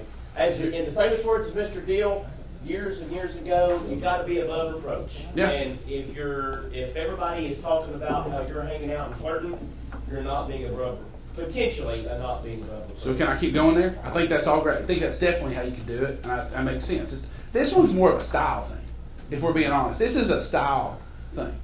So let's go there. Legal potholes. All that works. So you're definitely, I just want to break it down. You're definitely in that meeting making it clear you're not disciplining them. You're not even reaching conclusions yourself. All you're doing is you're saying your coworkers are saying X. I'm not even naming the coworkers, right? You're just saying, I'm hearing scuttlebutt. Can you say scuttlebutt more, or would you sound 90? Okay, so you're hearing scuttlebutt that this is what's being said. Now, can I ask a couple logistical questions about that? Would you meet with them together or separate? I was having Jason. Okay. Jason plays golf with Jake, okay. So he's meeting with Jake separate. And when I say meeting, as casual as possible. Great. So not even in the office. You can just pull him aside one day. Yeah, playing golf, or maybe you see him there. He's out there raking the baseball field, and you just walk out there and say, "Hey, so it's not even a formal meeting." Awesome. Now, I will say this: the only reason I want to push back a little bit that makes me nervous about total informality is when you say something. Y'all have done it, and I've done it too. When you say something this, even if you're just relaying the information, sometimes people don't hear it that way. Sometimes people hear it of, "You're accusing me of cheating on my spouse." So I might want a witness there for that, because I don't want somebody later, their narrative being, "You're accusing me of cheating on my spouse." I want someone to hear me say it delicately and say it carefully. That's the only thing we'll push back on. So, but two of you walk out there and do that, that works. Doesn't have to be, I think the more informal the better. All right, so who would do nothing but watch it boil over for a little? Let's see if it boils over. Yes, sir. Tell me, what are you looking for?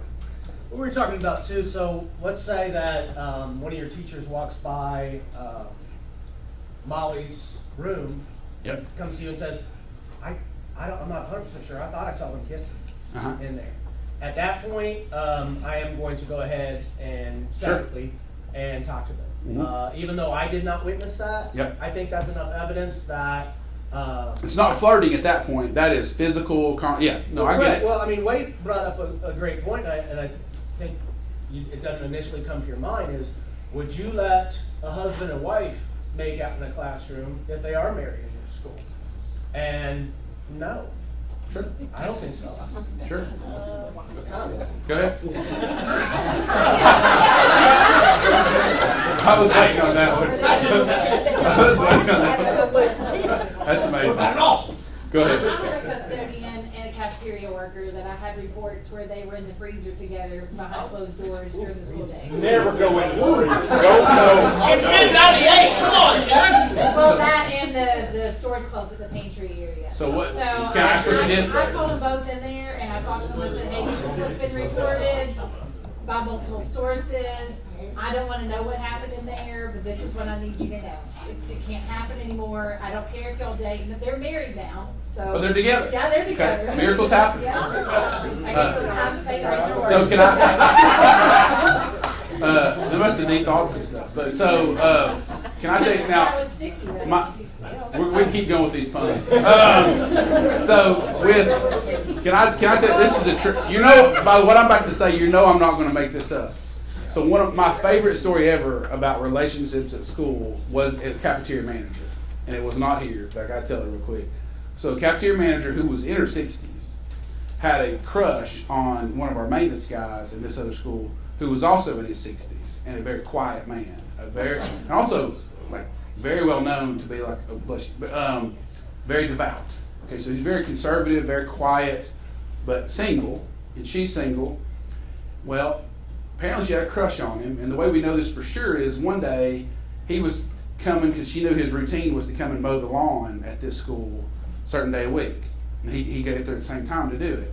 And so she greeted him when he came in that day for lunch with a cake, and the cake was in the form of the male apparatus. And she cooked that cake in the oven at the school. And she thought that he would be flattered by that cake. He was not. Well, I think what I landed on is work time, paid work time, what you do. Oh, sure. Yeah. No, I think that's right. But Yep. it was. Chris, I mean, like the thing that you got up here, like, and this is my thinking. I think I would kind of observe it, but like they're not breaking policy. They're not breaking the law. I mean, and what you have right here. I mean, like you hear that and you're like I don't know. So now you're transitioning for me, Darren. Can I go to the next one? Well, here's the. I mean. So what if? See, I'm using that because you're transitioning for me. So what if Jake's your assistant principal on your admin team and Allie's one of your teachers, Darren? I'm gonna call on you now. Does that change how you handle it? Yes. Okay, so because at the end of the day, it's gonna. If you see that the water's starting to boil, it's gonna. I mean, I understand that it's an assistant principal and that it's not an assistant principal. No, but let's roll it out. Why is it different? No, I know. Just so power imbalance, right? All right. So it's also different from a. Well, let's say she's always coming to his office, and I'm just like it's Right. not that he's always hanging out with the third grade Oh, no. queen, but Right. she's every plane time she's coming down to his office area. But if there's a possibility of even a consensually romantic relationship at school between a supervisor and a subordinate, why is it we got to dive into that one? Now, by the way, you got the same information. I'm not saying you got to discipline him. You don't have anywhere near the information to discipline him yet. But somebody says it could be what? Power imbalance. I've heard that. It could cause favoritism. It's going to lead to disruption in your school, whether you want it to or not. Because every time, if she gets to level 5, everybody's going to say, well, you know why she got a level 5. Okay? I'm just saying, and if they break up and she gets a 2, you're going to be dealing with the lawsuit. Okay, so the other reason we deal with it, it's a bigger deal, is from a legal standpoint, that's why I'm here, right? Is under Title VII, which is the law that deals with sexual harassment. It deals with other stuff too, but sexual harassment is what I'm going to focus on here. The courts totally look at those cases completely differently. There's even a different standard the courts apply. So if it's coworker to coworker, equals at work, you got to prove, first the thing you got to prove is that the employer knew about it or should have known about it. So if the employer was totally ignorant about it, we're not even liable. Let me tell you how different it is for supervisor subordinate, is that we're assumed to know about it. Like the moment it happens, whether we didn't know about it or not, whether they hit it, if it's a person we put in a position of power, the courts assume we knew about it the moment they started dating. So that's why it's a big deal. Like, we have a lot more liability, we have a lot more risk, apart from the fact that it could tear your school apart on disruption as well, but you got to dive into this one. So that would be my question. Obviously, it's different, but if it's just two teachers and you're like, I think with two teachers, because if you don't dive into it and it does tear your school apart, then at some point, like, hey, ultimately I heard about this a year and a half ago, and everybody is thinking about it. And then is there an issue? If it starts disrupting things, or if you hear any rumor, even with two teachers, that it's non-consensual, or you know what I'm getting at, anything like that. I mean, at some point, you do need to see if the pot's boiling over. And that could be any number of things. And that's going to be more instinctive. But with supervisor subordinate, the moment you hear even a rumor about it, we got to dive in and at least investigate it. I'm not saying discipline him, but you got to at least investigate it. And somebody's going to have to ask her, is this a consensual relationship? If you go in there and she says, oh yeah, we're cheating on our spouses with each other, but we don't do it at school, I don't know what we can do with that, but we can at least say, the follow-up question is, so this is consensual. I hate to say it, because here's your worst case scenario if it's supervisor. I'm coming to you in a second. If it's supervisor subordinate, let me tell you your worst case scenario is that later they break up and she says, oh, I only dated him because he said you will not keep your job, or I had 3 bad years of reviews and he said I can make sure I fix that, and that's a bad deal. And I'm not saying that's commonplace, but I've certainly had those cases. I've absolutely had them. So we got to sniff, because the bad side is so bad. That's why we got to sniff it out. Yes, sir. So going back to the previous scenario. Yep. Do we have a legal obligation to look into it? So like if something was happening during the school day. You know what I'm saying? Like I do. Some sort of relations during the school day? Not necessarily, unless we thought it was. I think there's something divided into HR versus legal. Yeah. Sometimes those overlap, right? Like if you thought there was any way in which it was disrupting your school, from a management side, you want to look into it. Sure. But from a legal side, no, not unless you had any reason to believe it could be a non-consensual relationship. And you don't need, the power imbalance makes me assume that it could be. Right. That's why it's different with the principal. Does that make sense? Let me keep running. Yeah, sure. So head coach, assistant coach. Okay, yeah. Is that a power imbalance? It is. It is. So anything that's a power imbalance, I want to make sure that I'm at least looking into it, because it heightens the risk of non-consensual relationship. Does that make sense? And because there's a chance. Would a department chair be like, you're both teachers, but this person's the department possibly chair? Or maybe they've got old tenure and you don't, yeah, and they're the department chair. Possibly, because let's just say it. If I'm the department chair of math, and if I'm not getting along with you, that means I get all freshman remedial level next year. That's a pretty rough draw. Okay, so yeah, maybe. All right, let me go to the next one real quick. So let me ask you guys this: from that first scenario, what do y'all want to do about the teachers? So let's ignore Jake and Allie for a second, which I didn't mean that to rhyme with Kate and Allie, the old 80s show, but I guess that's how my mind works. But what about the teachers? Make sure they don't have the same plan period. There you go. They're gossiping, right? So I'm just going to throw a quick aside in here. Gossip is a violation of the Teacher Code of Ethics. By law. No doubt about it. But adultery is not. Arguably no. Arguably no. As long as it's consensual. Arguably no. Not at school. I understand. So that's fair. Let me say it though. In case teachers bring it up. In case you have a gossip situation, you can literally point to the Code of Ethics and say this is a violation. All right, here's what it says. This is from the law. Tennessee Code Annotated 49.51004. In fulfillment of this obligation of the profession, an educator shall not knowingly make false or malicious statements about a colleague. So that's even broader than defamation. Okay, great question. Because anything. Well, let's talk about it. Let's break that down. So, first of all, let's go to defamation for a second. So, if I stood up in front of you guys right now and I just made something up, I said John Doe is having an affair on his wife. Here's the deal: John Doe could not sue me successfully unless I'm lying. Okay, because for the defense to defamation is truth. It doesn't have to. It can be mean. It could be truly damaging. But if it's true, I get to say it. So you guys all saw that play out on a big scale recently in what case? Johnny Depp case, right? Because Johnny Depp was, or I'm sorry, Amber Heard. I'm not going into this that much, but Amber Heard. And I'm not taking sides. But Amber Heard wrote an op-ed calling Johnny Depp essentially a physical abuser, a spousal abuser, and his defense. Her defense when he sued her for defamation was not I didn't write it really. Her defense was what? He is an abuser. And if he's an abuser, I can say that all I want, even if it damages him. So she had to prove at trial that what she said was true. And the jury didn't think she did. Okay? But here, what I'm showing you is it's bigger than that because there's an or. For defamation, typically, it's got to be an and. False and malicious. Here, what I'm saying is if you have coworkers spreading things that are damaging at all, even if it's true, that is a violation of the code of ethics. So go back to that situation.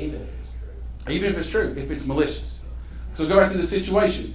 Can those coworkers, you talked about proving it, even if this was true that they were having an affair, is there any reason other than just to talk badly about your coworkers that you need to be talking about this at in-service? Is there any justification for it? That would be like, oh, we were talking about their affair because we care about the good of the school. It doesn't go very far. We're smirking, right? The only reason you're doing this is because you like to spread gossip and you like to say. Molly was your niece. Okay, that might be a justification. It's a small county. Might be malicious. Might not be malicious then. That's fair. Yeah, maybe. But what I'm saying is typically gossip is going to be just for the gossip's sake. And if it's gossip just for gossip's sake, then I could argue pretty strongly that it's a violation of code of ethics. All right. I told you guys we want to do the fun stuff. Let's go to the next one. You ready? Pat Jennings is an 11th grade student in your school. As of about 2 weeks ago, Pat informed you and your entire faculty by email that Pat was transitioning from male to female. I love it. Even when you bring these scenarios up, everybody just goes, oh. Okay. And now wants to be referred to as Petunia. The very next, hey, that's a real name. The very next morning, after everyone's received Pat's email, so remember, Pat sent an email to all faculty, okay? You, as the principal, only you, so this didn't go out to everybody, received another email in your inbox from Gunny Hartman. And if you don't know who that is, just for visuals, that's the drill sergeant from Full Metal Jacket. So I think it helps to read that in his voice. All right, your level 5 U.S. history teacher. Bull blank, not doing it, not for a second. I love all of my students, but I love God more. And my faith dictates that God created man and woman. There are two genders, and I will not refer to this young man as Petunia. All right, so I'm going to switch it up on you guys. You thought I was going to ask you about Petunia. I'm not. I'm asking you, how are you going to respond to Gunny Hartman? All right, talk amongst yourself. We've got a volunteer. Darren, you have the floor, sir. Here's my question. Okay. So I know every one of us has had this situation, but really? No. Have you really? No, start saying. Oh, okay. Here's the thing that because we had a big long conversation and Kelvin did what I think talk to the parents. This is what your kid wants. What do you want us to do? The kid's a minor, all that kind of stuff. Yep. I get that. Sure. But here's a little caveat, because Nate and I have a lot of mental health workers that are in our building. Sure. And they're quick to drop the research on your table. The suicide rate for kids who are, it's not a little bit. No. It's not like, the suicide rate for a normal teenager is this. I mean, it's double. Absolutely. I mean, it's astronomical. Yep. And they're like, Yep. And so you're looking, it makes it a little, because Kelvin's like, well, if mom says we're calling him Pat, then we're calling him Pat. Well, what if in 3 weeks Pat kills himself and leaves a note, and you've got this information from these mental health people that says, hey, the suicide rate for people that, that's hard. No, man, here's the deal. Take the politics out of this. I know that's easier said than done, by the way. It's hard. Like, I mean, anybody that says this is easy is just not ever had a kid in their, the little human being that is asking them about it. But you also see the other side of it too, which is so I can play every side of this. I can, because, okay, go the other way. If we start saying that, and I've seen those stats and I believe them too, okay, but if I start saying that kids can override parental wishes, how far do we push that? Sure. So let's say that a parent says, you have a propensity for, I don't want you to play football. Can the kid override that? Can the kid then, okay, let's say a parent wants them to take honors classes and the kid says, no, I don't want to. I mean, I guess once you open Pandora's box and say that kids get to override parent decisions, where does the ball stop rolling? Would be my question too. And I'm not saying that, because on the feds on this one, this is what makes this, I'm going away from Gunny Hartman for a second. If you look at the federal guidance on this, which was just suspended last week by Judge Ashley, and if you didn't know that, so 22 states have sued the federal government for guidance on Title IX as it applies to schools with sexual orientation and gender identity issues. Judge Chuck Ashley out of Chattanooga suspended it nationwide. And basically temporarily he's just letting it play out in court more, but it's all that federal guidance has been suspended. And with the federal guidance, you've probably seen it, the federal Department of Education says that it should be the kid that makes the decision. So if a kid came in this situation and said, I want my name to be Petunia instead of Pat, the feds say we're supposed to listen to the kid. State law says we're supposed to listen to the parent. But either way, you see what I'm saying? I mean, it's tough because you get that slippery slope of how many other laws are we changing, how much history are we changing, but there's also the danger aspect. I get that too. And then this even makes it harder, and I'm going here, I want y'all's answers on this, because you can't also ignore that Gunny Hartman has a right to his religious beliefs. And then you have, so what's really hard about this is you have Title IX, whether we think Title IX applies or not, doesn't matter. You have Title IX, which would be where this child gets the rights to do that, going head to head with Title VII. Head to head. Because this kid's saying, I deserve not to be discriminated against based on my gender identity status at school. And this teacher's saying, I have a right, though, for you not to push upon me things that would be directly contradictory to my religious beliefs. And they're both from federal discrimination laws. Nobody This is wins. the hardest scenario you've given. It's of all the super ones, hard. This is the Yes, hardest. sir. But I actually have an answer to this one. That's why I want to give you this one hard. I'll give you an answer. You guys already said what this is. Yeah. So they've made a request, and we have to try and accommodate them reasonably. Absolutely. That's your words, right? Oh, 100%. Yep. So what would be wrong? Can I stop you? Just keep going. But I want to say this. That's really important, so I want to emphasize it. When somebody makes a religious accommodation request, it's the same thing as the ADA in terms of how we deal with it. It's reasonable accommodation. It doesn't have to be perfect, but it's got to be reasonable. So yeah, keep going. So if I just said Leach or Stecker or Downs or Russell, I didn't identify them as male or female. Yep. I just called them by their last name. By their name. It just happens to be their last name and not their first name. Agreed. We would typically be able to associate gender by their first name. I mean, you said your name was Chris. I assume. Unless it's with a K. That's right. I'm kidding. So, like my name's Travis. Most people would assume that I'm a male. They don't know who I am, and so, absolutely. But last name has no basis of gender. Your accommodation basically is last name only. That's Were y'all going to say something? There's a case like this. I think it's in Ohio. There you go. Yeah. So this one has an answer. This one has an answer. So to Darren, your point, this one has an answer. That's why I wouldn't have given you. We actually have case law on this one that makes this very clear. And not only do we have case law, we have Sixth Circuit case law. So let me just do legal nerd for a second. The Fourth Circuit Court of Appeal. Okay, real quick. You have district level courts for federal courts. We have, for example, we have the Eastern District, United States District Court for the Eastern District of Tennessee. Okay, there's 4 of those courts: Knoxville, Greenville, Tennessee, Winchester, Tennessee, Chattanooga. Okay, and then there's different districts in Tennessee. There's 3 different ones: Western, Middle, Eastern. Okay, they have different courts in each one. The important part of that is if you appeal those federal courts, they all go to the Sixth Circuit Court of Appeals. So all Tennessee federal courts, all Kentucky federal courts, all Ohio, and all Michigan go to the same Court of Appeals. So the moment the Sixth Circuit issues an opinion, it controls here. just like the Supreme Court. The Supreme Court issues a decision, it controls in Tennessee. Now we have the Fourth Circuit Court of Appeals, which issued the decision in the Grimm case, which was about bathrooms and students. If you haven't read it, you can go read it. That case is persuasive here, but it doesn't control here, because it was Virginia and those other states. So Sixth Circuit, the moment it comes out, it's ours. We are controlled by it. And the Merriweather case is directly on point here. So here's what happened in Merriweather, real quick. This is Professor Merriweather. I'll say this, if you read this case, and it's an interesting case, because I usually deal with what I call a prototypical plaintiff.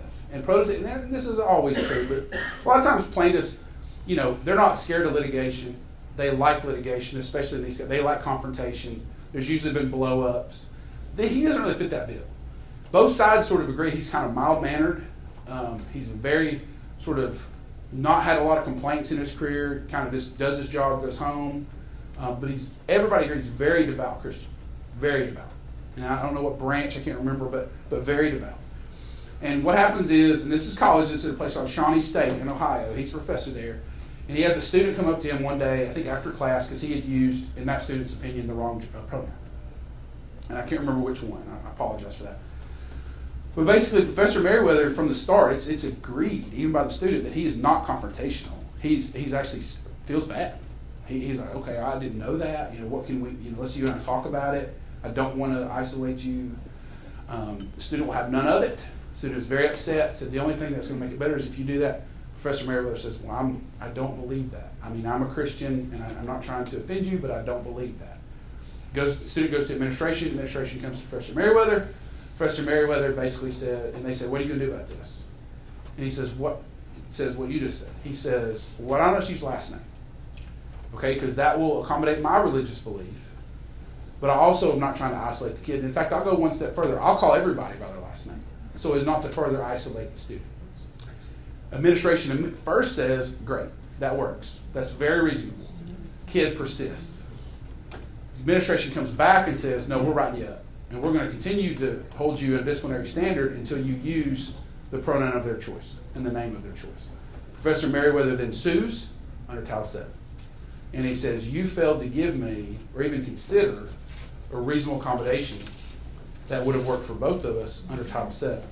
Professor Merriweather won. All the way to the Sixth Circuit. And the Sixth Circuit basically said this. The Sixth Circuit basically said, they sort of dodged, because they wouldn't officially take a position on Title IX. Okay? But they sort of dodged it and said something to the effect of, even if Title IX applied here, and the student did have rights to gender identity, that compromise should not offend the student. That compromise is reasonable and it accounts for the teacher's request, but it also should not offend a reasonable plaintiff. And they said that compromise is 100% legal under Title VII and Title IX together. So they basically said that the student's position was, I don't mean to oversimplify, but the student's position was unreasonable? Correct. If the student's position was, now, yes and no. They said that the student's position was unreasonable as to the student saying that the last name would be offensive. They didn't say that, they did say that there should be some form of an accommodation for the student.